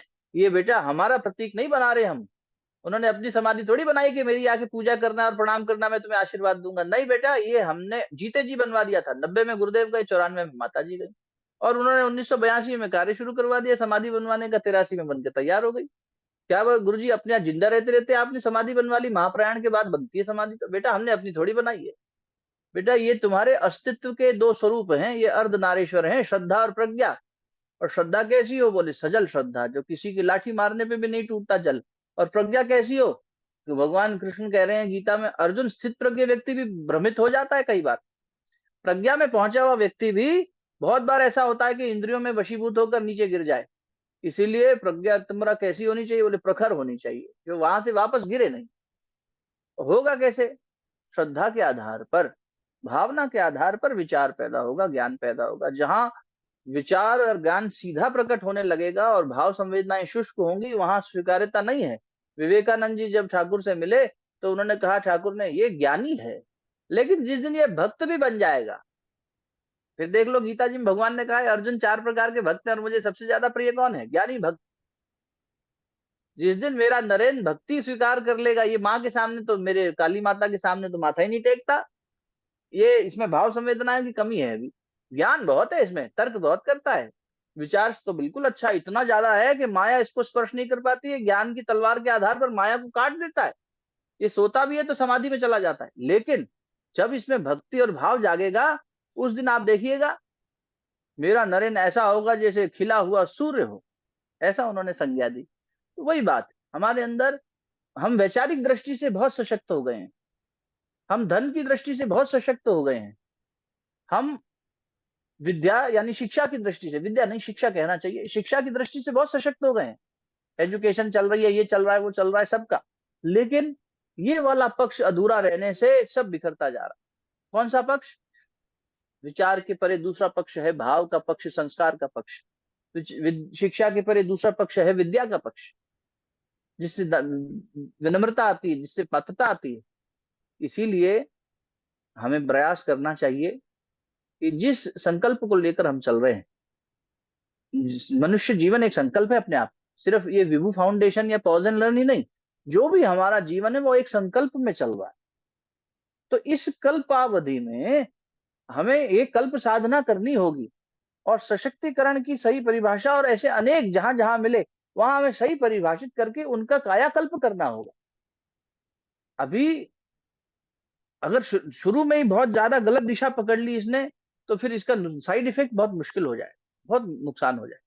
इसलिए छोटा मुंह बड़ी बात, हम भावना यही करें कि हम सब के अंदर नारी के ये गुण आए, संवेदनशीलता, विवेकशीलता, श्रद्धाशीलता, ये सब नारी के अंदर की शीलताएं। तो इन पंच महाशीलों को पूजा गया है। जहां नारी का पूजन है वहां देवता रमण करते हैं। क्यों कह रहे हैं शास्त्र ऐसा? क्योंकि ये वो गुण है। नारी का पूजन मतलब नारित्व का पूजन। जिस पुरुष की देह में ये नारित्व के गुण आ जाएंगे, वहां देखो देवत्व ही देवत्व होगा। दिव्यत्व को जगाने के लिए नारित्व को जगाना ही होगा, पुरुषत्व से नहीं आएगा। वो एक ये मेल ईगो जो है या कर्तापन है ना, वो कर्तापन, पुरुष कर्ता बहुत दिखता है इसलिए उसको कर्तापन ज्यादा लगता है। करती तो नारी भी बहुत है, लेकिन उसको अपने कर्तापन का बहुत अहंकार हो जाता है। इसीलिए इसको त्यागना चाहिए। गुरुदेव कहते थे अपनी पत्नी को पत्नी मानना छोड़ दे, मेरी बेटी मान, फिर देख तेरा व्यवहार कैसे बदलता है। ये गुरुजी की बेटी है, ये भगवान की बेटी है। ऐसा भाव करेगा तो तू फिर हुक्म नहीं चलाएगा मेरे लिए गरम रोटी ला और घी लगा के ला और ऐसा और वैसा। क्यों हर बात में हुक्म चलाता है? तेरी नौकरानी है क्या? वो खूब डांटते। परिवार में बच्चे हैं तो उनको भी, ये परमात्मा के दिए हुए हमें बच्चे हैं, हम इनके केयर टेकर हैं। हम अपनी क्षमता से ज्यादा करने की कोशिश करेंगे इनके भाव संस्कार जगाने की। हम क्या करते हैं, जरूरत से ज्यादा करते हैं तो पैसा खूब कमा के दे देते हैं, सहूलियतें खूब दे देते हैं और सोचते हैं कि हमने अभिभावक का दायित्व तो निभा लिया। वहां भी हम सही परिभाषा का नहीं स्थापना करते। इसलिए फिर से परिभाषित करने की आवश्यकता है, चाहे योग हो, चाहे जीवन के अलग अलग आयाम हो, चाहे धन की शक्ति हो, चाहे कुटुंब की शक्ति हो, चाहे विचार की शक्ति हो, भाव की शक्ति हो, इन सबको समझना चाहिए। सही समझ के साथ चलेंगे तो फिर पूरी ईमानदारी के साथ, पूरी जिम्मेदारी के साथ उसको आगे लेके चलेंगे तो मजा आ जाएगा। और अगर गलत परिभाषा, गलत समझ के आधार पर शुरू कर दी तो बहुत बड़ा नुकसान हो जाएगा। ऐसा गुरुदेव की शरण में रह के जो समझ में आया आपको बताया। बाकी आज के जो मूल सूत्रधार हैं इस सेशन के, अब मैं उनसे निवेदन करूंगा, यदि कोई जिज्ञासा हो या कुछ हो, मालूम नहीं समय कितना आप लोगों के साथ में भी है, आप लोग सुबह से बैठे हैं साथ में, तो सोनल बहन जी, अश्विनी भैया, हमारे गवांडे बाबू जी, आप लोग आगे का मार्गदर्शन करें। आशा है कि आपके समय के साथ कुछ न्याय कर पाया होगा। और बस आपने अवसर दिया उसके लिए बहुत बहुत धन्यवाद, बहुत बहुत आभार आपको। भाग्य है हमारे, आपके दर्शन हुए। अकोला। अरे रमेश अकोला। आप हमेशा ऐसे शर्मिंदा कर देते हैं। तो मेरा सौभाग्य होता है, मेरे को जब अश्विनी का मैसेज आता है ना, तो मैं सोचता हूँ कि चलो गुरुदेव ने कहा कि इस नालायक को थोड़ा सौभाग्य और दिया जाए कि भैया ऐसा कुछ करना है, चलो करते हैं। तो आप लोगों ने जिया है, हम सिर्फ सत्य को दोहरा रहे हैं। इतनी उपलब्धि चलो हो गई, लेकिन सत्य को बोलना और सत्य को जीना अलग अलग बातें है ना। तो सुप्रभात, बहुत बहुत अभिनंदन अंकुर मेहता जी। जय श्री कृष्णा। आप यहाँ पधारे। आज एक विशेष सत्र विष्णु लक्ष्मी फाउंडेशन द्वारा 2020 से चलाए जाने वाले विभू योग, जिसमें 2 शिरोमणि प्रोफेसर राम गावंडे सर जी और डॉक्टर अरविंद वाणी जी अपने योग प्रशिक्षण द्वारा जन जन को योग सिखा रहे हैं। और आज का ये है 11वां सत्र, जो एक बहुत ही पावन ऐसा पड़ाव आया है। और ये इन दोनों की संकल्प शक्ति से ही संभव हो पाया है। तो दोनों गुरुवर को भी प्रणाम, सुप्रभात, सभी विभूजन, जय श्री कृष्ण। आप सभी लोग इसका अभिन्न अंग बनकर साथ साथ चल रहे हैं। अनेक अनेक धन्यवाद सभी को। अभिष्ट चिंतन आज का इस स्वर्णिम सत्र में हमारे विशेष अतिथि योग गुरुवर अंकुर मेहता जी यहाँ पर पधारे और इस मंच को सुशोभित किया। अनेक अनेक धन्यवाद। आज का जो विषय था, जो बहुत सुंदर तरह से यहाँ रखा गया, वह था नारीत्व का अवतरण। तो नारीत्व का अवतरण, इसका बहुत सुंदर सारगर्भित उद्बोधन यहाँ अंकुर जी ने दिया है। एक एक शब्द में, एक एक वाक्य में, जैसे हमारे सीखने के लिए इतना कुछ यहाँ समाया हुआ था। बहुत ही बेहतरीन एक ऐसी यहाँ पे व्याख्यान यहाँ पर दिया है अंकुर जी ने। नारीत्व की परिभाषा को फिर से परिशोधित करना, परिष्कृत करना, उसकी आज की ये बहुत ज्यादा जरूरत है, क्योंकि समाज का बहाव नारी सशक्तिकरण को कुछ और समझकर कहीं और बह रहा है, जो कई तरह के परिवारों में कलह कलेश का एक स्रोत बनते जा रहा है। तो नारीत्व केवल परिवार को ही संभालने के लिए नहीं, बल्कि इस समाज को एक उच्च कोटि की का एक स्वरूप देने के लिए बहुत अहम भूमिका निभाता है। और कहाँ कहाँ ये गलतियां हो रही है, इसका बहुत सुंदर से विच्छेदन अंकुर जी ने किया है। तो संवेदनशीलता और ऐसे अनेक शील गुणों के बारे में यहाँ पर अंकुर जी ने बताया। और परिभाषा को फिर से, जब बोलते हैं ना कि हम जिस मूल तत्व को लेकर चलते हैं और हम समय के चलते चलते उसे भूलते जाते हैं, और जो स्वरूप सामने उभर के आता है वो कुछ और ही होता है। तो इसका कारण है कि अपने मूल तत्वों को भूल जाना, उनको, उनकी परिभाषाओं को भूल जाना, उसको कैसे अपने जीवन में लाए, उन तरीकों पर काम न कर पाना। तो ये तभी हो पाता है जब हम अपने गुरु से अलग हो जाते हैं, गुरु की वाणी से, गुरु के विचारों से हम अलग हो जाते हैं, तभी ये सब कुछ होता है और ये समाज अधोगति की ओर चल पड़ता है। तो भारत का जो मूल तत्व है अध्यात्म, तो हम इसे बिल्कुल भी, इस दूरी को पकड़ के रखें और हर पड़ाव पर, चाहे वो कोई भी हो, पुरुष हो नारी हो, पर ये नारीत्व यानी कि संवेदनशीलता को अपने अंदर जगाए रखना है। विवेक बुद्धि को, श्रद्धा को बिल्कुल भी कमजोर नहीं पड़ने देना है। तभी यह जो संवेदनशीलता की गंगोत्री है, इसका जागरण होगा। और फिर से यह निश्चल रूप से हम, हमारे सभी के मनों में, सभी के दिमाग में, सभी के स्वभाव में, सभी के जीवन में बहने लगेगी और ये पावन भूमि हमेशा पावन ही बनी रहेगी। अनेक धन्यवाद अंकुर जी इतने सुंदर उद्बोधन के लिए, जिसे जितनी बार भी सुना जाए तो कम है। इसे मैं सभी से प्रार्थना मुझे लगता करूंगी है कि ये उद्बोधन रिकॉर्ड हुआ है, लेकिन इसको सुनने के बजाय अंत के ये 8-10 मिनट जो हमारी बहन जी ने भी बोला है ना, ये सार इतना सुंदर किया है इन्होंने कि इतना सुन लें तो ही 1 घंटे की बकबक सुनने की जरूरत नहीं है ना। तो ये आपकी इतनी अच्छी प्रतिभा मैं सुन रहा था, मेरे को लग रहा था मेरे को क्यों बोलने को बोला, ये यही बोलना चाहिए था इनको। इतना अच्छे से एक एक शब्द का चयन और इतना प्रभावशाली। देखिए, कम समय में उस बात को कहना ज्यादा प्रतिभाशाली बात है। लंबी लंबी फेंकना बेकार की, वो तो आपके अंदर जो प्रतिभा है उसको नमन। और जो संवेदनशीलता, श्रद्धावान, हमें इस बात का क्या बहुत कहते गर्व हैं, है। हाँ, नहीं, ग्रहणशीलता, सहनशीलता, ये सारे पंचशील हैं। नारी के पास कितना धैर्य है, धैर्यशील, ग्रहणशील, सहनशील, विवेकशील, श्रद्धाशील, ये पंचशील कहलाते। तो जी। इसलिए पुरुष के पास वो धैर्य नहीं है, वो अधीरता में घूमता रहता है, उसको धैर्य लाना चाहिए अपने अंदर। नारी रोक लेती है, बांध लेती है, नहीं तो झगड़े करता रहता है पुरुष तो हर जगह। बाप बेटे का झगड़ा चल रहा है, माँ संभाल रही है। भाई भाई लूटे हुए हैं तो भाभी संभाल रही है। माँ देख रही है दो बेटे आपस में झगड़ लिए, वो बच्चों की नहीं बन रही। तो ये नारी में इतना अच्छी धैर्यशील है, उसने धैर्य से 9 महीने गर्भ में रखा, सहन किया हमारे हर चीज को। हमारी हम लात मारते थे अपनी माँ को, वो सहन कर लेती थी गर्भ में, सहनशील है। इसलिए हम धरती को माँ कहते हैं। ये धात्री है, धारण करने वाली। सहनशीलता के साथ हमें फसल, एक दाना देते हैं मक्के का, पूरी फसल पैदा कर देती है। ये सारे गुण नारित्व के हैं। ये पंचशीलों की पूजा होनी चाहिए, इसकी उपासना होनी चाहिए। भगवान कोई प्रतिमूर्ति में थोड़ी बैठा है। हम कह रहे हैं जय श्री कृष्ण, तो कृष्ण तो ठाकुर कहा करते थे कि ऐसा स्वरूप है जो हाथ में ही नहीं आता जल्दी से, सबसे मुश्किल हाथ में आने वाला कृष्ण है, कि कर्षण धातु से बना है, जिसमें आकर्षण बहुत है, लेकिन जब तक तुम अपना घर्षण नहीं करोगे ये आकर्षण नहीं पैदा होने देगा। अपने को घिसो पहले।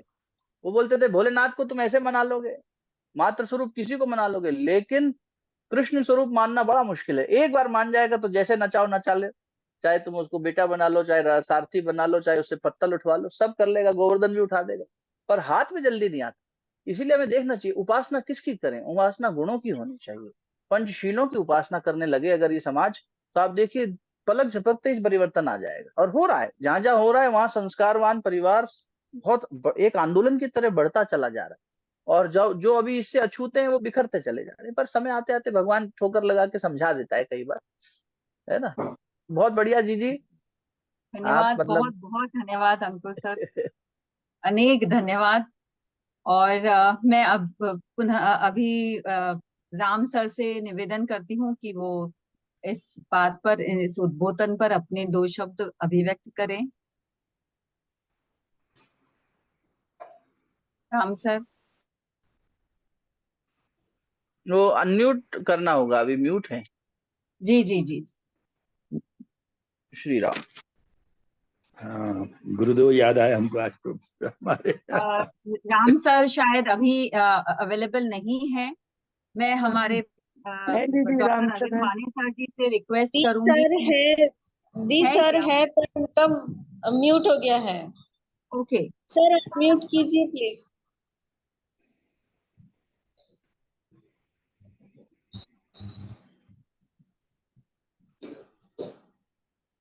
तो खुद से भी हो सकते हैं सर, अनम्यूट कीजिए।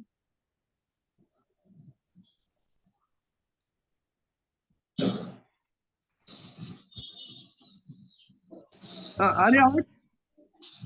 जी आवाज आ बहुत रही बहुत क्या? बधाई राम सर, हाँ चलिए, तो आवाज मैं आ रही है एक बात कहूंगा कि ये गुरुदेव की कृपा है कि आज अंकुर भैया हमारे साथ है, और उनका जो उद्बोधन हुआ है तो बहुत ही सुंदर, मार्मिक और हमारे लिए एक चिंतन का विषय है। सबसे एक बात जो मुझे हमेशा लगती है, जो कही गई है कि यम नियम से ही योग की शुरुआत होती है। आसन प्राणायाम तो बात की बात है, हमें यम नियम का पालन करना है। जो 8 गुण होते हैं, मतलब 10 गुण होते हैं, सत्य, अहिंसा, अस्तेय, अपरिग्रह, ब्रह्मचर्य, शौच, संतोष, तप, स्वाध्याय, ईश्वर बलिदान। तो मुझे बहुत अच्छा लग रहा है रानी दीदी का स्नेह, विभू परिवार का स्नेह, और अश्विनी कुमार को भी मैं धन्यवाद दूंगा। मैं धन्यवाद भी इसलिए देना पड़ा, घर के लोग, लेकिन क्या होता है कोई अगर सुझाव देता है, सजेशन नहीं देता है, तो ऐसा समय नहीं हो पाता है। मुझे बहुत अच्छा लग रहा है। मैं चाहूंगा आज के इस हमारे सत्र पर डॉक्टर अरविंद माने, मेरे जो साथी है, वो भी 2 शब्द कहेंगे, और उसके बाद में अश्विनी कुमार गावंडे। डॉक्टर साहब। ये हाँ जी, सुप्रभात Ram Ram Arvind sir. Sir. Ram Ram Ram sir. Ram. Arvind sir Ram Ram Ram. Ram. ये जो नारी सशक्तिकरण के ऊपर में जो अंकुर जी ने बोले, ये वास्तविकता में मैंने मेरे आंखों से देखा हो एक फैमिली के अंदर। अब वो फैमिली सब, वो फैमिली से परी ये है, सब जानते हैं उनके, ये हमारे गावंडे सर की फैमिली। हमारे गावंडे सर के दोनों बोबे देखे, हाईली क्वालिफाइड दोनों बोबे। बड़ी बहू हमारी अस्मिता इंजीनियर है। मतलब अस्मिता नौकरी, अस्मिता से बात किया, अस्मिता नौकरी क्यों नहीं करती बेटा तू? तो काका बोले मैं नौकरी करूंगी तो दोनों बच्चियों को संस्कार कौन देगा? जो कितनी बड़ी बात है। ये तो आजकल के जमाने के अंदर में नौकरी, पैसा, धन दौलत, ये कितनी बड़ी बात है कि ये फैमिली के अंदर में आपको ये चीजें आंखों से मैंने प्रैक्टिकल होते देखा हो। परसों के दिन ही मैंने अश्विनी से अस्मिता से बात की। परसों के दिन अस्मिता से बात किया, अस्मिता मतलब कैसे है बेटा? बाबा काका बहुत अच्छा चल रहा है। मतलब क्या अच्छा चल रहा है बेटा? तो बोले बोली बच्ची अच्छी पढ़ रही है, मैं संस्कार दे रही है अच्छी, मेरे मन को समाधान है। क्योंकि पैसा अश्विनी खुद इतना कमा लेता है, बोले कि उसमें हमारा उधर निर्वाह हो जाता है। तो बच्चों को संस्कार कौन करेंगे? तो ये संस्कार करने का जो काम है हमारी जो बहुएं कर रही है दोनों, तो ये फैमिली के अंदर में देखने को मिला। मैंने एक्चुअली मेरे आंखों से देखा हो और जीवन में अनुभव भी किया हो। तो ये संस्कार जो रहते हैं पर्टिकुलरली, ये देखने को मिला और एक्चुअली मैंने घटते हुए देखा हो। तो ये जिस संस्कार के अंदर में ये चीजें कायम है, वो वहां पर में हमेशा आपको सुजलामता, सफलता, शांति देखने को मिलती है। बड़ा अच्छा लगता है सब चीजें देखने के बाद में। ये नारी सशक्तिकरण का सब में अच्छा स्वरूप है। ये 2 शब्द बोल के मैं मेरे ये अपने 2 शब्द मैं ये करता हूं। धन्यवाद डॉक्टर साहब। और ये देखो, हम लोग कोशिश करेंगे, जैसे आज अंकुर जी ने बताया, जैसे हमारे घर में भी अगर मेरी बीवी ने अगर सर्विस की होती तो मुझे नहीं लगता कि आज अश्विनी और अभिषेक जैसे पुत्र निर्माण होते या संस्कारित हो पाते हैं। तो ऐसे ही हमारा सारा विभू परिवार भी ऐसा ही है, मोर और लेस हम लोग सभी इसी भाव में रहते हैं। उसको आगे बढ़ाने का प्रयास करेंगे। आज कुटुंब व्यवस्था उद्ध्वस्त हो रही है, उसको बरकरार रखने के लिए, प्रेम से व्यवहार करने के लिए हम लोग विभू के माध्यम से पूरा प्रयास करेंगे। अश्विनी से मैं थोड़ा बात करूंगा, 2 शब्द कहे, क्योंकि आज का सत्र ये जो हो पाया है उसी के कारण, उसी के प्रयास से सोनालता जी है, ऋतु राज जी, इनका बहुत अच्छा सहयोग मिला है। तो अश्विनी अगर है तो 2 शब्द कहे।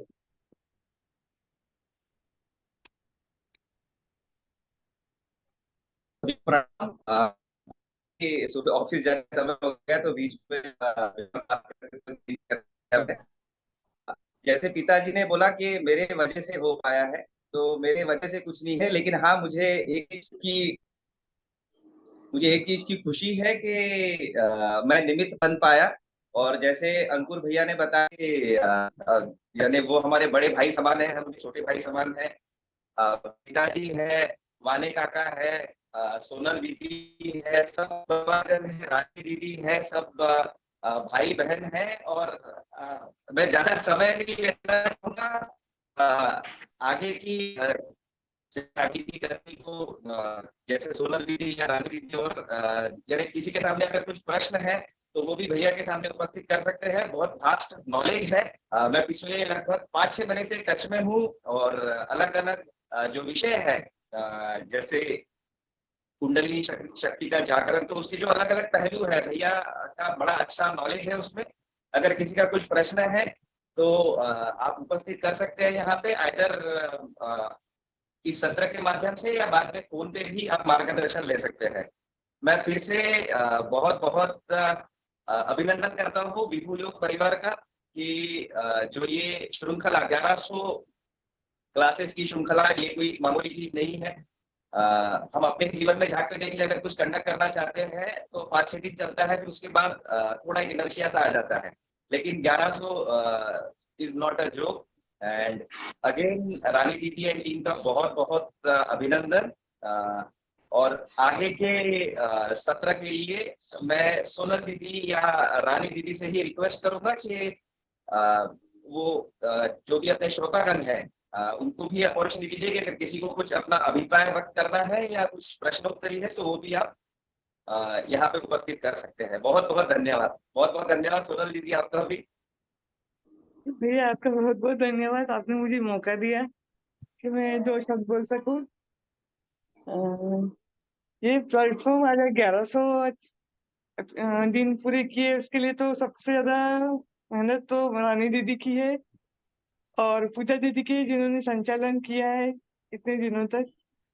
और हमारे दोनों गुरु जिनके मार्गदर्शन में आज हम लोग इतना अच्छा योग करके इतना खूबसूरत पैकेज बनाया है, हम अच्छा स्वास्थ्य महसूस कर रहे हैं।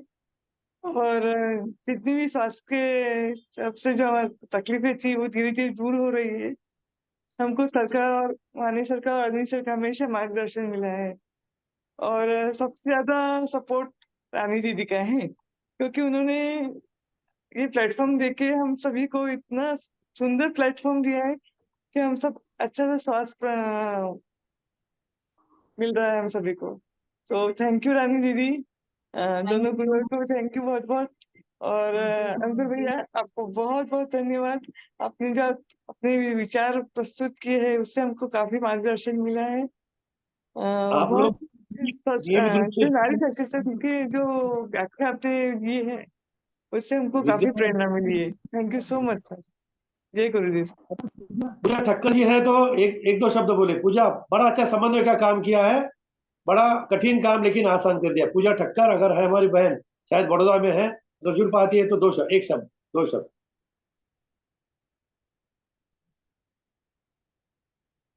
लगता है पूजा दीदी ने जुड़ गया। कोई बात नहीं। पूजा है जी एक मिनट। पूजा बोल जी सर। अनम्यूट जय कर श्री दिया कृष्ण। मैंने आपको। दोनों गुरुवर को प्रणाम, सभी राम विभूषण राम को वंदन। जी। जी, बहुत ही सुंदर सत्र रहा। रानी दीदी जय श्री कृष्ण। अंकुर श्री दैया ने बहुत अच्छा गाइड किया हमें नारी शक्ति के लिए, और हम आगे बढ़ सके। आज 1100वां एपिसोड है, और जिसकी अथक प्रयास रानी दीदी, दोनों गुरुवर और सारे विभू योग साधक ही है। आप सभी का बहुत बहुत धन्यवाद कि मुझे इतना सुंदर समन्वय करने का मौका दिया सभी ने। धन्यवाद। जय श्री कृष्ण दी। जय श्री हमारे कृष्ण। विभू परिवार के जो साधक है, जो कभी बोले ही नहीं आज तक, कई लोग तो बोलते रहते हैं, जो नहीं बोले, जो बोलना चाहे तो एक दो व्यक्ति से हम निमंत्रित करते हैं। विभू परिवार में से जो भी बोलना चाहे। जय श्री सुभाष कृष्णा गुरुवर। जी, संगीता बोले। राठी जी। जय हाँ, श्री कृष्णा। ठीक है ना। दोनों गुरुवरों को प्रणाम, समस्त विभूजन को वंदन, रानी दीदी को प्रणाम, अंकुर भैया, अश्विनी भैया। आज तो बहुत मजा आ गया, आपने हमारी खुद से पहचान करा दी, खुद से खुद की पहचान करवा दी। लग ही नहीं रहा हमारे अंदर इतना कुछ है, इतनी पावर। मुझे भी आज ऐसा नारी शक्ति के बारे में और चिंतन अच्छा करना चाहिए। ये वही परिवर्तन होता है। तो जी गुरुवर, इतना मोटिवेशन मिला। अरे हम तो क्या है, हम तो बहुत अच्छा लगा। दिल से बहुत बहुत शुक्रिया भैया। ऐसी हमें मोटिवेशनल स्पीकर्स मिलते रहे, हफ्ते में एक दिन भी अगर ऐसी खुराक मिल जाए ना, तो हम तो पॉजिटिव वाइब्स में ही जुड़ जाएंगे हमेशा। सभी से मैं अभी कोई दिन नहीं, हम पहले लोग अंकुर भी देखो, देहरादून में ही थे। ये हाँ हम जी लोग ये तो क्या है ना, गुरुदेव का दिया हुआ सब सूत्र है, मतलब ऋषियों द्वारा दी हुई हमारी धरोहर है। हम तो सिर्फ परोसने का काम कर रहे हैं एक दूसरे को, है ना। जो जिसमें विशारद ले चुका है, जिसका इसमें रुचि है, वो परोस रहा है। अपना कुछ सच भी बात। नहीं है। जो आप कर रहे हैं वो भी आपका नहीं है, जो मैं कर रहा हूँ वो भी मेरा नहीं है। ना विचार, ना कर्म, ना शक्ति, सब भगवान का दिया हुआ और गुरुओं का दिया हुआ है। और तुमने जो बात कही ना बहन, उस पे गुरुदेव की एक बात याद आ गई। अब मैं बोलने लगता हूँ, ज्यादा बोल जाता हूँ, इसलिए एक ही लाइन कहूंगा। गुरुदेव ने कहा, अपना मूल्य पहचानो और विश्वास करो कि तुम संसार के सबसे महत्वपूर्ण व्यक्ति हो। क्या बात है। ये आज के समाज ने नारी को उसका महत्व जो है ना कम कर दिया। उसने ये कह दिया कि अरे घर चलाने वाली नारी शक्तिशाली नहीं हो सकती, पैसा कमाने वाली शक्तिशाली। ये परिभाषा ही गलत कर दी ना, हमारे मन में हीनता का भाव जागृत कर दिया। तो अभी जैसे अरविंद काका कह रहे थे कि ये देखो गवांडे परिवार की बहू है, मैं स्मिता से मिला, ये तो उनकी पहली प्रधानता है बच्चों को संस्कार देना, घर को कुटुंब को बना के रखना इत्यादि। तो ये इसकी कीमत पहचानी ना हमने, तभी हम जिसकी कीमत करेंगे उसकी रक्षा करेंगे, उसका पोषण करेंगे। शरीर की कीमत करेंगे तो शरीर के आरोग्य की रक्षा करेंगे। संबंध को महत्व देंगे तो संबंध की कोशिश करेंगे। इसलिए हमारा प्रयास, हमने महत्व देना छोड़ दिया इन बातों पे। तो गुरुदेव क्या याद दिला रहे हैं, अरे तू बाकी चीजें छोड़, तू अपना महत्व तो देख। तू नारी शरीर में है, तू पुरुष शरीर में है, तू बालक है, तू वृद्ध है, तेरी क्या योग्यता है समाज में, और जीवन तेरा कितना अमूल्य है, ये जिस दिन तू जान जाएगा। इसलिए विवेकानंद भी कहते थे, अब sit with yourself every day, otherwise you will miss meeting one of the most important person on this planet. तुम कितने मूल्यवान हो तुम नहीं जानते। जिस विधाता ने तुम्हें बनाया, गुरुदेव कहते थे, बेटा तुम गंदगी में पड़े थे, नाली में कोई मूल्यवान चीज गिर जाए, कीचड़ में गिर जाए, हम संकोच नहीं करेंगे, हाथ डाल के निकाल लेंगे। गुरुदेव कहते हैं, बेटा मैंने तुम्हें उस गंदगी में से उठा के निकाला है, तुम्हें धोया है, साफ किया है। हमारा गुरु हम पे कितना कार्य कर रहा है, वो परमेश्वर हम पे कितना कार्य कर रहा है, कितनी कृपा कर रहा है। हमारी सब नालायकियों के बाद भी एक अच्छी माँ जैसी होती है ना, करुणावान, उसकी तरह वात्सल्य से हमें समेट लेता है। कोई बात नहीं बेटा, तूने गलती करी, मैं तेरे को ठीक से सिखाऊंगी। तो ये इतना मेहनत करने वाले क्यों कर रहे हैं हम पे मेहनत? आपको और हमको जब सृष्टि ने बना के भेजा, तो जो हमारी वास्तविक मूल्य था उससे हम कितना दूर आ गए हैं, और जो जितना दूर आ गया है वो उतना तनाव में है। इसलिए अपने उस वर्जन को, उस महत्व को समझेंगे और उस दिशा में चलेंगे। तो अब इसलिए कहा जाता है, अपने ही उपासना करो। तुम अपना वास्तविक स्वरूप जानो, मैं क्या हूं, और उसी की वो करो उपासना, तो उसमें अवस्थित हो जाओगे। तदा द्रष्टु स्वरूप अवस्था नम, अपने वास्तविक स्वरूप में आ जाओगे, मजा आए। इसलिए बहुत मूल्यवान है। और आपका जीवन भगवान ने हम सब का किसी विशेष उद्देश्य के लिए बनाया है, ये मानना चाहिए। और फिर पूछना चाहिए कि क्या है मेरा सोल पर्पस, क्यों मुझे भेजा है, मेरे माध्यम से क्या करवाना चाहते हो। तुमने सृष्टि बनाई, मुझे बनाया, कोई तो महत्व होगा मेरा, मुझे बोध कराओ। और फिर देखो तुम्हारे अंदर से जो चमक पैदा होगी, कुछ भी, हर बीज वृक्ष बन सकता है ना। हम वृक्ष बनने की यात्रा में फिर आगे बढ़ जाए। तो आइए, अभी बातें तो बहुत, क्योंकि अध्यात्म ऐसा है वो कभी पूर्ण खत्म नहीं होता, चलते ही रहता है। मुझे ऐसा लगता है कि रुकने की आवश्यकता है। तो सभी का गांधी बहुत साहब, एक मिनट में। हाँ बोलिए। अंकुर मेहता जी, आपको प्रणाम। हाँ। देखो, माता जी और गुरुदेव हमेशा बोलते थे बेटा बेटा शब्द कहने पर हम अभी भी सहारे आते हैं हमारे आंख पर कि बेटा तुम कैसे हो, तुमको कुछ यात्रा में तकलीफ नहीं हुई, ये इतने दिल से पूछते थे, तो हम उनका सर्वस्व उनको दे देते थे। तो आपने ये बात बताई। और आज नारीत्व का जागरण क्या है, नारीत्व क्या है, हमारी पुरुष में आना चाहिए, इसके लिए क्या करना चाहिए, आपने बताया। इसलिए मैं आपका बहुत आभारी हूँ। बस मैं आप में गुरुदेव दिख रहा हूँ। और रानी दीदी का तो मैं आभार हमेशा मानता हूँ, उन्होंने इस परिवार में हमको संभाल लिया। तो इस प्रकार मैं सबका आभारी हूँ। और ऐसे ही विचार हमारे मन में आते रहे और आपको मिलने का हमको संधि मिले, बस यही कामना करके मैं जो शब्द पूर्ण करता हूँ। एक बात का मैं जिक्र करूं अंकुर जी, ये जितने भी हमारे मतलब विभू परिवार के लोग जुड़े हैं, ज्यादातर पहले से ही गायत्री परिवार के से जुड़े हुए हैं, उसी कारण ये सारा समा बन गया है। तो कहीं ना कहीं ये गुरुदेव की शक्ति है, गुरु की शक्ति होती है। सब मोती एक धागे में पिरोए गए हैं। तो आइए, मुझे लगता है कि कहीं ना कहीं हम सत्र को विराम दे देंगे। बहुत बहुत धन्यवाद अंकुर भाई का, अंकुर मेहता जी का, अश्विनी का, और जितने भी हमारे सहयोगी है, पूजा दीदी, रानी दीदी, सोनलता जी, रितु वैद जी, डॉक्टर रविंद्र वाणी जी। तो आइए, शांति पाठ के साथ आज के सत्र को देते हैं विराम।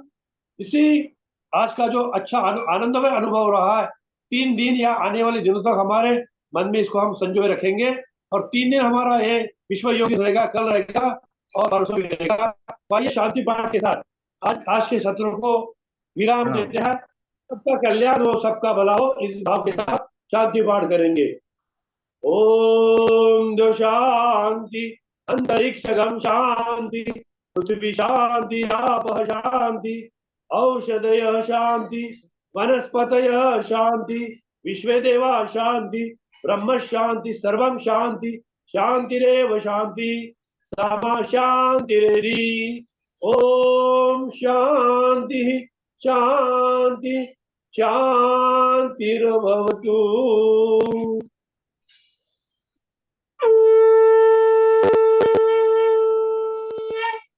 बोलो सच्चिदानंद भगवान की जय, सब संतन की जय, आशय आनंद की जय। तुझे वस्तु गोविंदम, कृष्णार्पण वस्तु, कृष्णार्पण वस्तु।